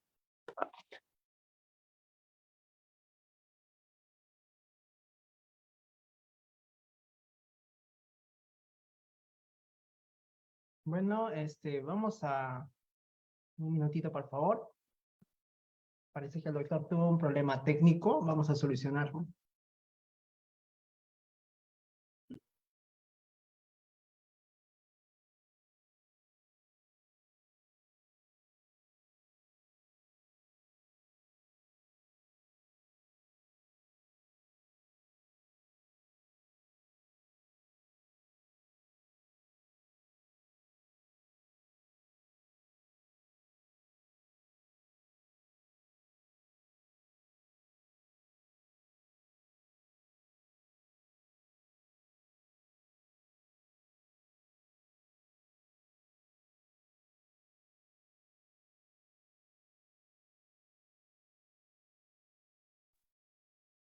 Bueno, estimados participantes, un momentito. El doctor ha tenido un pequeño problema técnico. Ahorita en un minuto lo va a solucionar. No sin antes mencionar, estimados participantes, de que el día de mañana, 18 de agosto, mañana viernes 18 de agosto del presente año, estará con nosotros la doctora Ángela Cornejo Valderrama, que nos estará brindándonos alcance respecto al tema de la etapa de saneamiento procesal y fijación de puntos controvertidos en el Diplomado de Derecho Procesal Civil y Técnicas de Litigación Oral. Bien, tenemos nuevamente el doctor Enciso. Doctor Erwin Enciso, ¿me confirma si ya reactivó? Sí, ya Bien, tengo doctor. algunos desperfectos con el tema del internet. Bueno, espero que se me logre escuchar por lo menos, Sí, doctor, sí se le escucha correctamente. para ahí culminar. Muy bien. Adelante, doctor. Estábamos Continúe. viendo justo estos temas de las causales de sobreseimiento. Esto había indicado que sí es importante, creo esto, porque finalmente esto sirve para realizar el control sustancial justamente de una situación, ¿no? En el caso de haberse planteado, digamos, el requerimiento de archivo o de sobreseimiento ante el juez de investigación preparatoria. Decía de que, por ejemplo, cuando se menciona el primer supuesto del hecho no se ha realizado, es un poco complejo, bueno, decir que a estas alturas que el hecho no se ha realizado, cuando ya objetivamente a nivel preliminar posiblemente haya algunos supuestos, ¿no? Un poco complejo. El siguiente supuesto del hecho no se puede atribuir al imputado. Por ahí sí podría ser debatible, había indicado un supuesto, por ahí una bala perdida, alguna situación de ese tipo pueda que no necesariamente se le atribuya a un imputado, es decir, no van a existir suficientes elementos de convicción para demostrar que un hecho se le puede atribuir a una persona, ¿no? O sea, la comisión de tal acto. El hecho no es típico, bueno, habla de tipicidad a esas alturas tampoco no creo, porque ya en el filtro de tipicidad debió haberse hecho al principio, la calificación preliminar que el fiscal debió haber realizado y que luego ya pretende realizarse, un poco compleja también, no hablaría muy bien, digamos, de la situación, a menos que quizás en un primer momento hubiese existido apariencia de algo, y bueno, finalmente no se habría podido dar, pero bueno, o concurre una causa de justificación, y justo esto en algún momento lo habíamos visto con Jean Paul, esto revisando el artículo 20, bueno, por ejemplo, la legítima defensa, el actuar en el deber, entre otras, ¿no? Podría darse estas situaciones también, ¿no? Justificar algo, ¿no? La inculpabilidad o no punibilidad, bueno, otros supuestos que puedan darse. La acción penal se ha extinguido, bueno, esto sí sería un poco vergonzoso inclusive indicarlo, ¿no? Que ya mucho tiempo de investigación y decir que luego la acción penal se ha extinguido, la prescripción propiamente. Puede pasar, sí, porque hay delitos menores que tienen penas bajas y algunos devienen en situaciones también, o las causales propiamente que establecen pues, el código para efectos de decir cuándo se ha extinguido la acción penal. Entonces, en esos escenarios, por ejemplo, solo para hacer mención nada más, Vamos a tener en consideración siempre lo que establece el Código Penal, ¿no? En el artículo 78. No existe razonablemente la posibilidad de incorporar nuevos datos a la investigación. Bueno, otro supuesto. Un ejemplo, por ejemplo, se ha agotado al máximo la posibilidad de incorporar o de buscar medios de prueba que demuestren, pues, que la investigación seguida en contra de una ex persona va a llegar, digamos, a demostrar su responsabilidad. Se ha agotado todo lo prudente, lo razonable. No se puede ir más allá.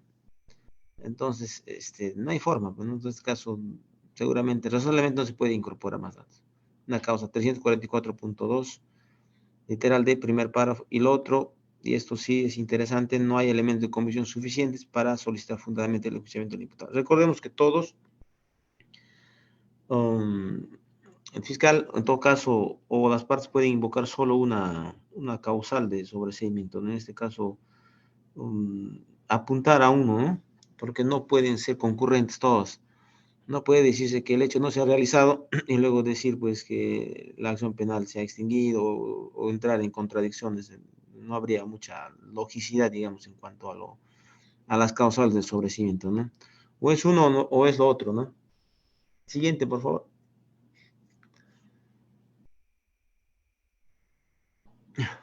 El procedimiento, el requerimiento de sobreseimiento establecido, puede haber una oposición al requerimiento, obviamente, y entendemos esto del actor civil, de la parte agraviada, generalmente, ¿no? Porque es la contraposición, pues. El fiscal está solicitando el archivo, obviamente no van a estar de acuerdo. Habrá una oposición al requerimiento. Una audiencia de sobreseimiento, el fiscal sustentará, la otra parte habrá una oposición, posiblemente. En caso de que ésta se emita puede haber un auto de sobreseimiento, quedaría, digamos, ahí, ¿no? Pero en caso de una impugnación, el fiscal superior puede ratificar o rectificar el sobreseimiento y en ese escenario sí se daría por válido el auto de sobreseimiento, ¿no? Siguiente, por favor. Audiencia de sobreseimiento. Primer paso, se instala la audiencia con quienes estén presentes, ¿no? Pero obviamente la presencia del fiscal, eso, el artículo 145 es importante porque es el que va a hacer el sustento propiamente, ¿no? Escucha a los presentes por su orden, si alguna de las partes no asiste, se continuará con la audiencia de reemplazándolo. Asimismo, una vez instalada la audiencia, no puede esta programarse sino hasta dentro de 8 días siguientes. Paso 3, el fiscal expondrá su fundamento del requerimiento de sobreseimiento. Paso 4, el fiscal civil expondrá su oposición, ¿no? Actor civil, así como tal, artículo 245, porque esa es una de las, no necesariamente la parte agraviada, actor civil, podrá pedir que se realicen actos de investigación adicionales indicando su objeto. O sea, que se investigue más, por decir, ¿no? Paso 5, el juez se pronunciará en el plazo de 15 días. A ver, dice, si considera fundado el requerimiento, o sea, decir, estoy de acuerdo con el fiscal, dictará un auto de sobreseimiento. Ahí, ¿no? Si considera admisible y fundado la oposición, dispondrá la realización de una investigación suplementaria indicando el plazo y las diligencias que el fiscal debe realizar. Si no lo considera procedente, expedirá un auto elevando las actuaciones al fiscal superior, el artículo 346. Es el escenario donde ante el requerimiento del fiscal, el juez dice, no, señor fiscal, yo no estoy de acuerdo con tu requerimiento, no estoy de acuerdo que se archive, para mí si hay elementos de convicción, entonces que lo vea tu superior, el que diga, que disponga lo pertinente, si confirma o no, bueno, puede darse el caso que el fiscal superior diga, no, efectivamente, señor fiscal, en este caso sí hay elementos de convicción, entonces, amparando lo que ha observado el juez, acuse, señor, puede decir, ¿no? Pero ordena que sea otro fiscal que lo haga, ¿no? Una salvedad ahí. A veces los fiscales piden sobreseimiento a efectos de que, bueno, sea otro fiscal que conozca un proceso, a veces, ¿no? Hay temas ahí en la práctica que se van dando. Siguiente, por favor.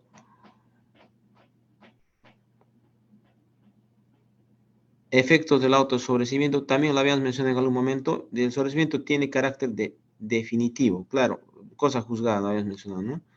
cierra, digamos, ese proceso para una persona. Ya no va a poder volver a ser procesado por los mismos hechos, por los mismos fundamentos por los cuales ha sido investigado. Ahí queda, ¿no? O sea, no va a haber más investigaciones por los mismos hechos, no va a haber. Va a haber una especie de no bis in idem, o sea, no va a prosperar, ¿no? Excepciones de cosas juzgadas, no sé. En dicha resolución se levantarán las medidas coercitivas personales y reales, claro, si es que habrían, por ejemplo, comparecencias restringidas, etcétera, ¿no? O incautaciones también por ahí, ¿no? Importa el archivo definitivo de la causa con relación al imputado en cuyo favor se dicte y tiene la autoridad de cosa juzgada, claro. Y contra el auto de sobreseimiento procede el recurso de apelación. También se va a apelar, ya lo habías mencionado, pues no está en el artículo 147. Siguiente, por favor.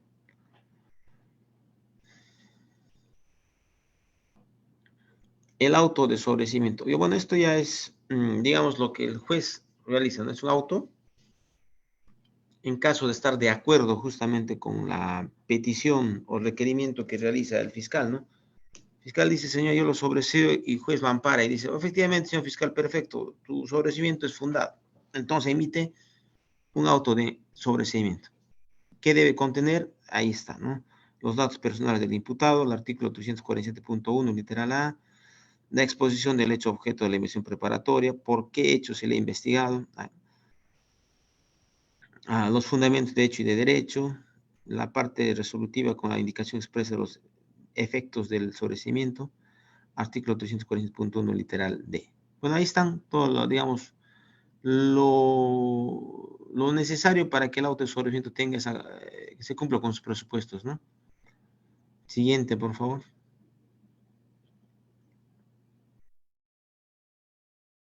Y ahora sí, yo creo que con esto ya vamos a ingresar a la parte final.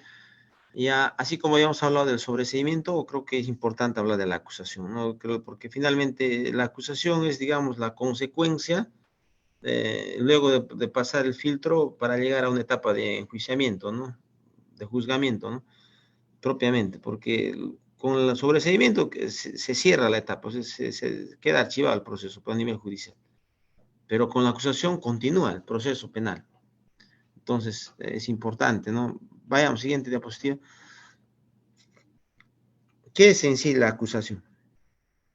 Es un acto procesal postulatorio, es decir, el postulatorio, ¿por qué? Porque el fiscal pues postula, es decir, lo requiere. Es un requerimiento de acusación, se le dice, ¿no? Acusar. Dice, mediante el cual se inserta la pretensión penal consistente en que el juez aplique una pena. Es decir, señor juez, yo le traigo este caso, sancione a X persona por la comisión del delito tal y para eso tengo los siguientes elementos de convicción que han sido recabados en la investigación preparatoria. Entonces dice, ¿no? Penal consistente en que el juez aplique una pena, una sanción u otra consecuencia jurídica del delito acusado por el hecho imputado. La acusación constituye el núcleo fundamental de todo el proceso penal, pues condiciona la realización de la justicia penal. Si no existe acusación, no hay opción para que la causa pase a juzgamiento y no se puede imponer una pena al presunto infractor de la norma penal. Creo que está claro en la definición. En cuanto a lo que consiste, pues, ¿qué es la acusación, no?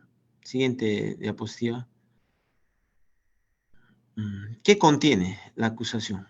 Esto tenemos que revisar en el artículo 349. Están claros, ¿no? Necesariamente deben estar todos estos presupuestos, si no la acusación no va a pasar el filtro de control formal, menos el control sustancial, obviamente, ¿no?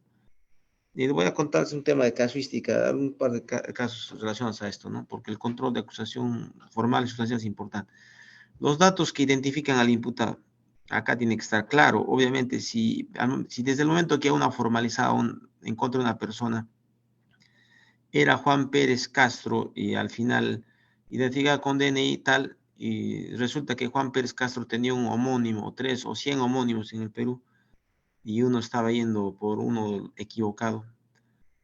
Acá los datos que identifican al imputado tienen que estar claros, pero el nombre del padre, la madre, todo lo que concierne para su identificación plena, clara, ¿no? Literal A, lugar de nacimiento, etcétera, etcétera, ¿no? El hecho imputado, ¿qué es lo fáctico, ¿no? El elemento fáctico.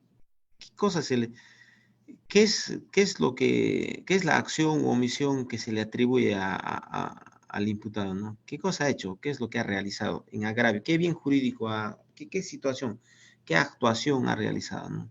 ¿Qué hecho de relevancia penal se le atribuye? Eso hay que explicarlo, ¿no? En fecha tal, el día tal, la hora tal, en el lugar tal, Juan Pérez agarró un arma blanca, cuchillo, nos introdujo el mismo, ¿no? Con ferocidad, ¿no? Causando la muerte a X personas. Detallar el hecho, materia de imputación, ¿no? Los elementos de convicción que fundamentan la acusación, obviamente todo lo que se conoce como elementos, bueno, lo que finalmente ya en la etapa de juzgamiento va a denominarse prueba, pues, ¿no? Elementos de convicción, testimoniales, periciales y documentales, ¿no? Que van a servir justamente para efectos de decir la responsabilidad penal de tal está sustentada en tales elementos de convicción. Tengo a 5 testigos, tengo a 4 peritos que van a sustentar técnicamente que en este caso ha habido violación sexual, ¿no? Por parte de esta situación, etcétera, etcétera, ¿no? Pero claro, ¿no? Estamos hablando de elementos de convicción de cargo, obviamente, porque ya no podríamos decir acá elementos de descargo, por eso ya pasó en su momento, ¿no? La participación del imputado, indicar la calidad que tiene, autor, coautor, cómplice, primario, secundario, dependiendo, ¿no? La teoría del dominio del hecho, digamos, en lo que se conocería, digamos, como los delitos comunes, por decirlo así, ¿no? La participación del imputado, autor del delito de la comisión tal, por precisarlo, ¿no? La relación de circunstancias modificatorias de la responsabilidad penal, verificar las mismas, la calificación jurídica de los hechos, esto es lo que se conoce pues como la subsunción típica de la norma al hecho imputado, qué delito ha cometido en el Código Penal, tal delito en su forma agravada, precisar por qué es agravado, la pena a imponerse, ¿no? Porque ahí está la pena, o sea, la pena abstracta está, y la determinación de la pena concreta, obviamente, con la aplicación del sistema de tercios que establece la norma en el 45A y siguientes, ¿no? Verificar las causas de atenuación, seguramente las atenuantes agravantes que puedan darse para verificar en el sistema de tercios, ¿no? Para determinar la norma, la pena concreta, ¿no? Asimismo, el monto de la reparación civil, los bienes embargados o incautados. En esto de la reparación civil, importante aplicar la teoría de la responsabilidad civil, ¿no? Para desarrollar todo lo que se conoce como el daños personales, el lucro cesante, el, el, el daño moral muchas veces que es bastante debatido, ¿no? Los medios de prueba que ofrece para que se actúe en el juicio oral. Obviamente esto hay que acompañarlos, ¿no? Eso sí, los medios de prueba hay que ofrecerlos y para que efectos de poder, pues, determinar claramente con qué medios de prueba uno va a ir, pues, a juicio, ¿no? Son los haces con los cuales va el fiscal, ¿no? Puede haber de repente prueba nueva a nivel de juicio, posiblemente. Puede que se incorpore también pruebas de oficio a nivel de juicio, también. Pero por lo menos hasta ese estadio de acusación, uno debe tener claro con qué medios de prueba sustentan su tesis, ¿no? Yo le atribuyo la comisión de delito a X persona y lo sustento en estos medios de prueba. Estos son, al menos lo ofrezco, para su admisión, señor juez. Y más, pues, el juez hace el filtro probatorio en esta etapa, ¿no? Por eso, control formal, defectos de ortografía, caligrafía, no sé, todo lo que omisiones puedan darse subsanables, en los sustanciales, verificaría el tema de fondo, la imputación y el resto del elemento probatorio que se está viendo para ver, pues, ¿no? Cuáles son pertinentes, útiles, conducentes para efectos de demostrar o no la responsabilidad penal de una persona, ¿no? Así se resumiría todo eso. El siguiente, por favor. Componentes de la acusación, una fundamentación jurídica. Bueno, esto habla mucho de la... Bueno, ahí va a estar obviamente el tipo penal y la pena, ¿no? La fundamentación fáctica, obviamente el hecho materia de imputación, qué hecho se le atribuye, y la fundamentación probatoria y con qué elementos probatorios se sustentan justamente tanto la imputación fáctica y la imputación jurídica. El hecho, el delito y los elementos probatorios, ¿no? Puntualmente esos tres, ¿no? En resumen. Con eso uno va a juicio, pues, ¿no? Y con eso no sustentar. Siguiente, componentes de la acusación, seguimos. Dice que la acusación fiscal debe cumplir determinados requisitos que condicionan su validez y que corresponde controlar al órgano jurisdiccional. Debe expresar la legitimación activa del fiscal como tal y la legitimación pasiva del acusado, quien debe estar comprendido como imputado en la etapa de instrucción e investigación preparatoria.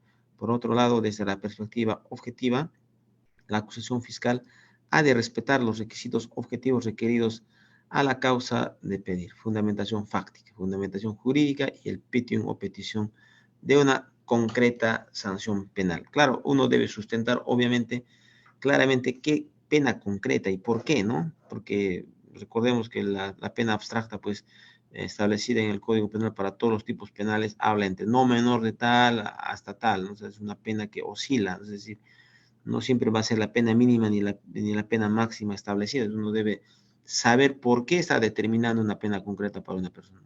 Mucho hace, por ejemplo, si existe reincidencia, habitualidad, si existen antecedentes penales, etcétera, etcétera, ¿no? Eso, atenuantes, agravantes, etcétera. Siguiente, por favor. En la fundamentación fáctica, la precisión, esto justamente de las circunstancias del hecho. Muchas veces se ha hablado esto ya de los precedentes, los concomitantes y posteriores, pero en todo caso se dice, ¿no? Se exige una relación de circunstanciada, temporal y espacial de las acciones o omisiones dolosas o culposas penadas por la ley, que han de constituir el elemento del juicio oral. Esta descripción ha de incluir, por su necesaria relevancia jurídica penal, las circunstancias modificatorias de la responsabilidad penal. Bien, acá hay que precisar las circunstancias del hecho, pues, ¿no? Decir cómo, cuándo y dónde ha cometido el hecho, el hecho que se le atribuye. Eso al menos debe estar claro, ¿no? Entonces, porque se trata de circunstanciar, pues decirle cómo lo has realizado, dónde lo has realizado, y frente a eso también va a poder ejercer derecho a la defensa, pues si uno no le atribuye el día exacto de la supuesta comisión de un hecho, ¿cómo podría defenderse? No podría, entonces tiene que estar claro. El orden y coherencia del fundamento fáctico deben de haber coherencia. Fundamento de hecho o relato de los hechos deben ser suficientes, circunstanciados, no deben ser vagos, oscuros, desordenados. No puede haber ambigüedad, ¿no? Debe decirse claramente, ¿no? Por ejemplo, en el caso de atribuirle violación sexual a una persona, ¿no? Por decir, el fiscal penal podría fácilmente indicar, ¿no? Que X persona ha violado sexualmente a tal, pero no especifica qué tipo cómo se hace ese acto de violación, ¿no? No solo basta decir de forma genérica violación sexual, es muy, muy lato, ¿no? Recordemos que existen, al menos inclusive está así previsto en la norma penal, la violación sexual pues puede darse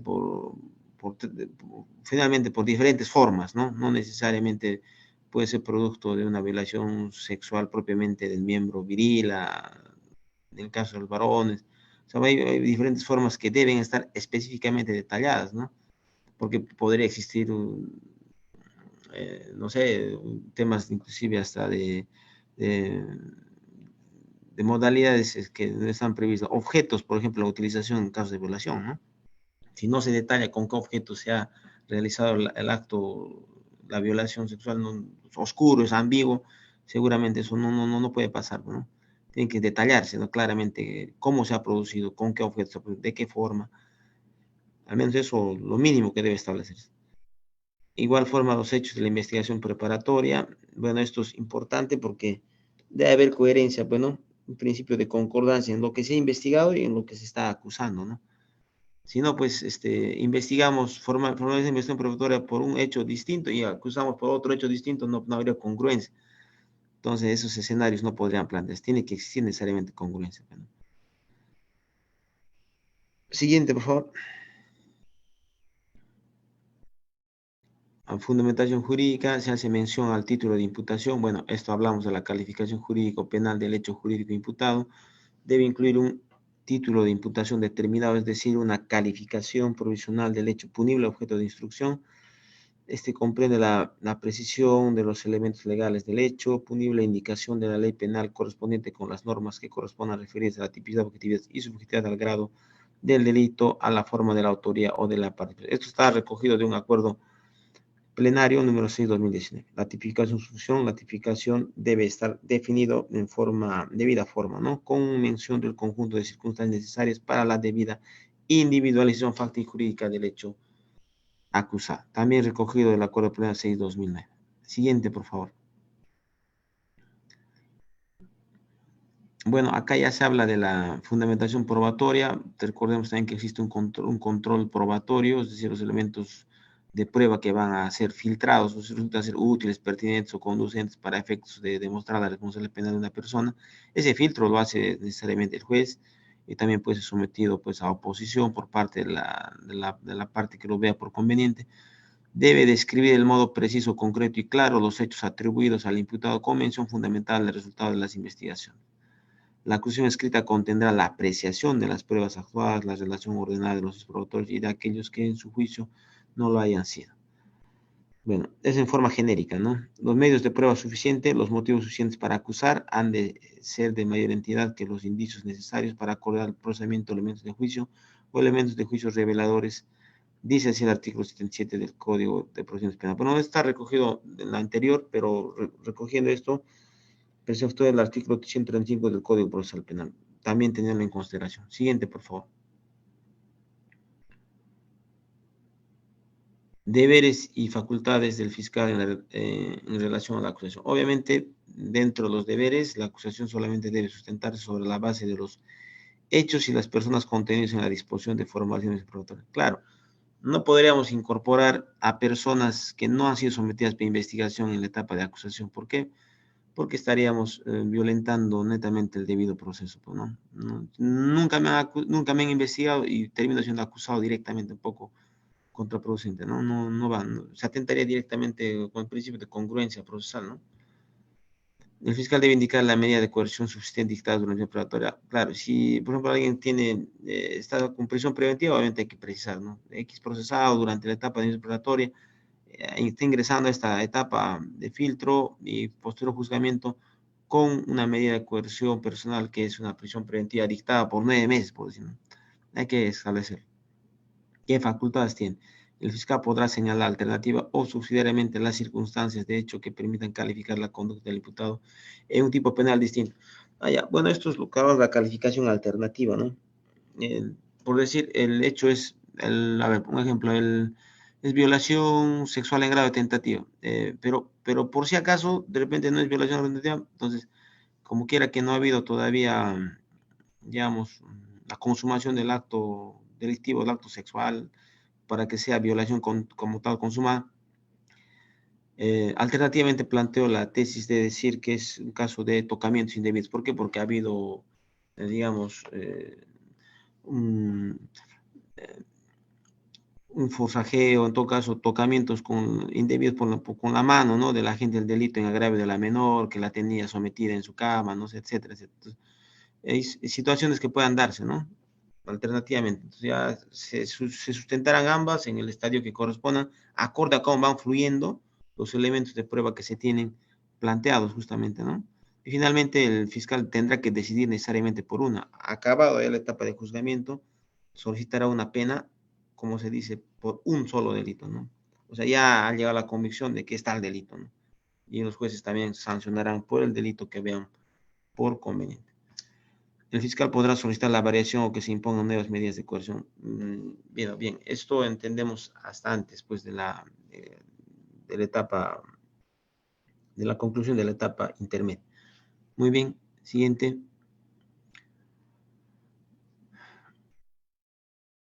Audiencia preliminar de control de acusación, igual forma, tan igual como la audiencia de control de sobreseimiento, igual, esto tiene que darse, igual se ha corrido traslado a las partes, son 10 días que tienen para poder hacer observaciones que correspondan, y esta audiencia de carácter inaplazable rige lo establecido en el artículo 1 y el artículo 85.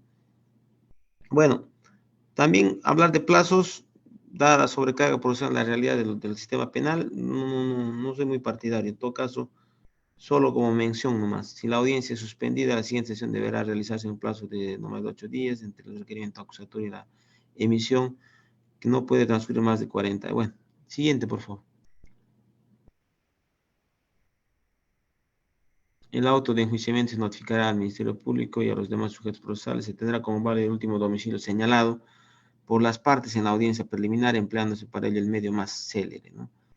Es importante el tema del señalamiento de los domicilios porque es ahí donde se van a hacer llegar todas las notificaciones, ¿no? Ulteriores que dentro del proceso, para que exista una válida notificación, si no puede haber cuestionamientos, ¿no? Es importante señalar los domicilios que estén claros, definidos, ¿no? No puede haber ambigüedad en cuanto al señalamiento de domicilios, ¿no?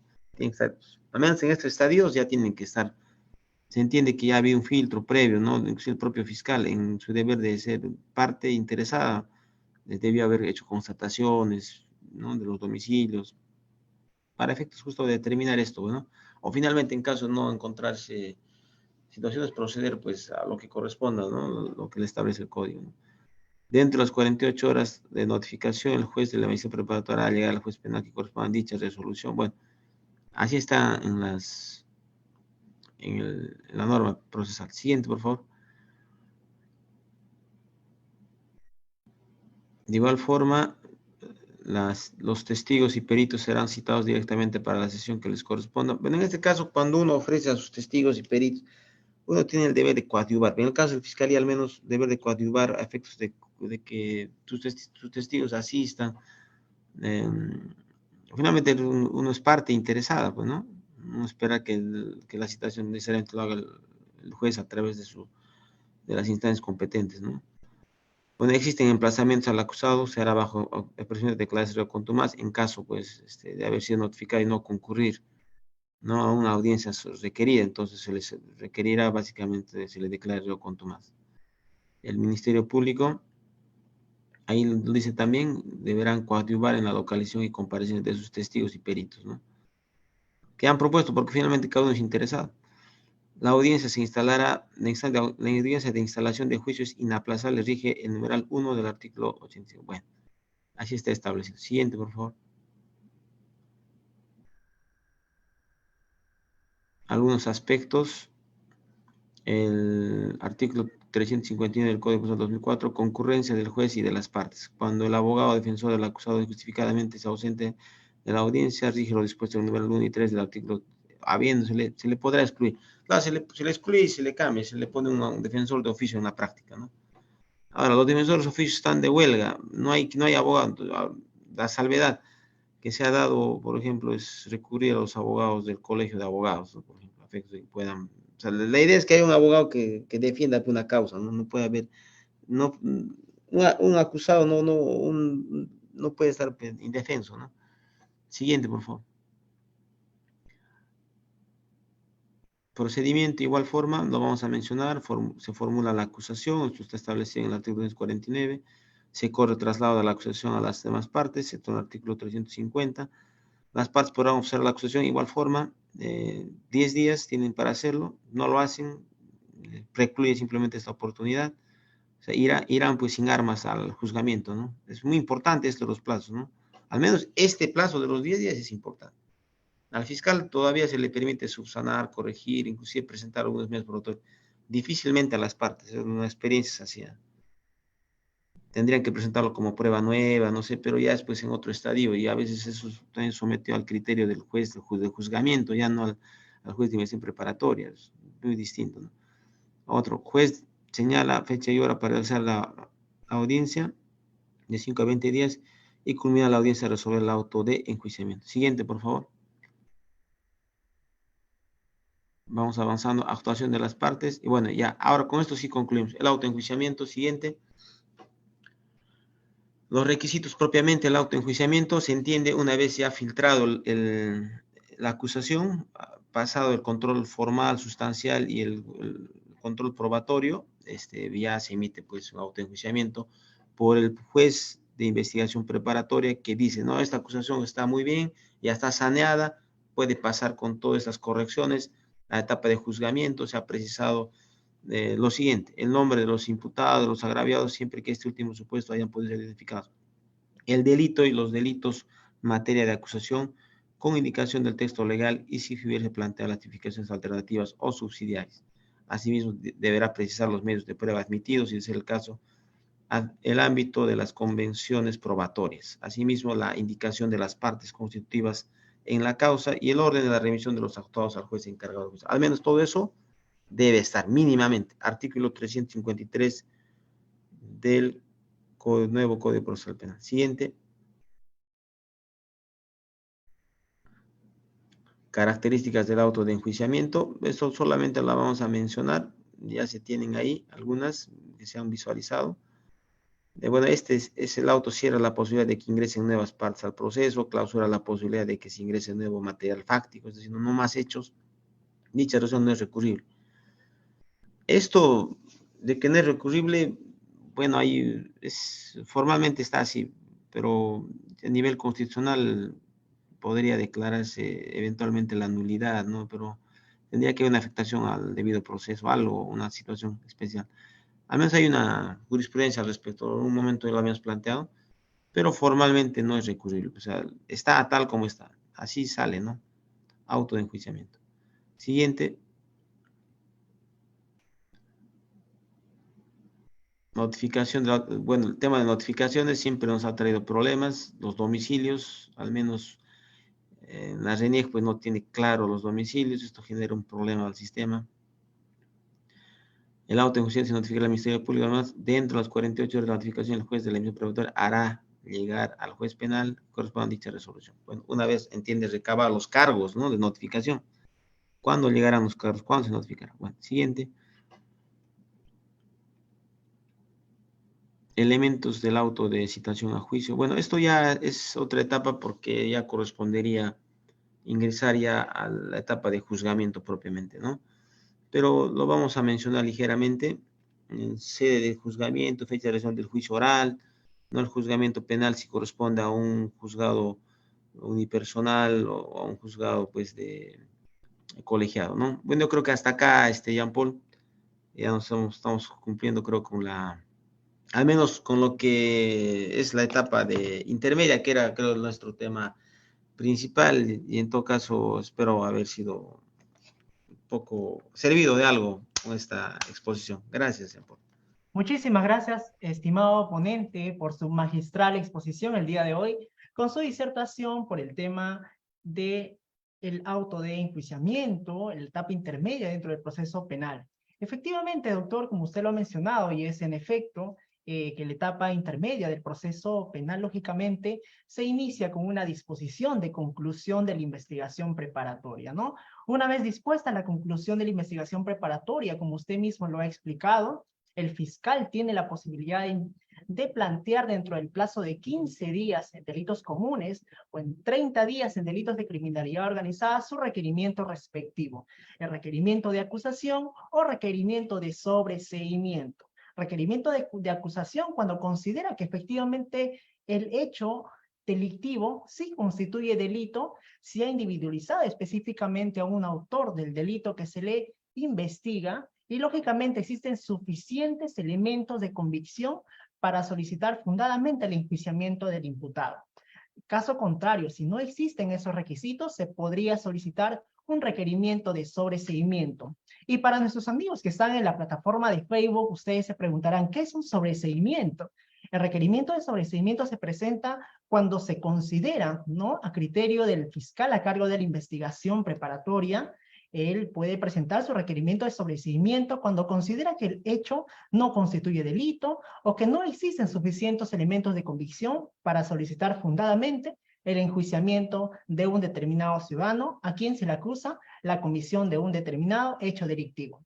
Lógicamente, ¿en qué termina la investigación? Bueno, la etapa intermedia, esto finaliza con la emisión de un auto de sobreseimiento o de un auto de enjuiciamiento. Esto lógicamente emitido por un juez de la investigación preparatoria, juez de garantía, que en el intermedio, la interfaz de una audiencia preliminar o una audiencia de control de acusación, va a emitir su respectivo resolución respectiva en el plazo que establece la norma. Muchas gracias, doctor, por su disertación magistral el día de hoy, y estoy completamente seguro de que cada uno de los participantes que están en este evento, participando activamente el día de hoy, hemos aprendido muchísimo respecto a su vasta experiencia, respecto al tema de la etapa intermedia en el Código Procesal Penal. Bien, vamos a proceder, estimados participantes, a poder brindarles a ustedes el uso de la palabra, efectos de que ustedes puedan resolver algunas inquietudes, algunas preguntas que tengan respecto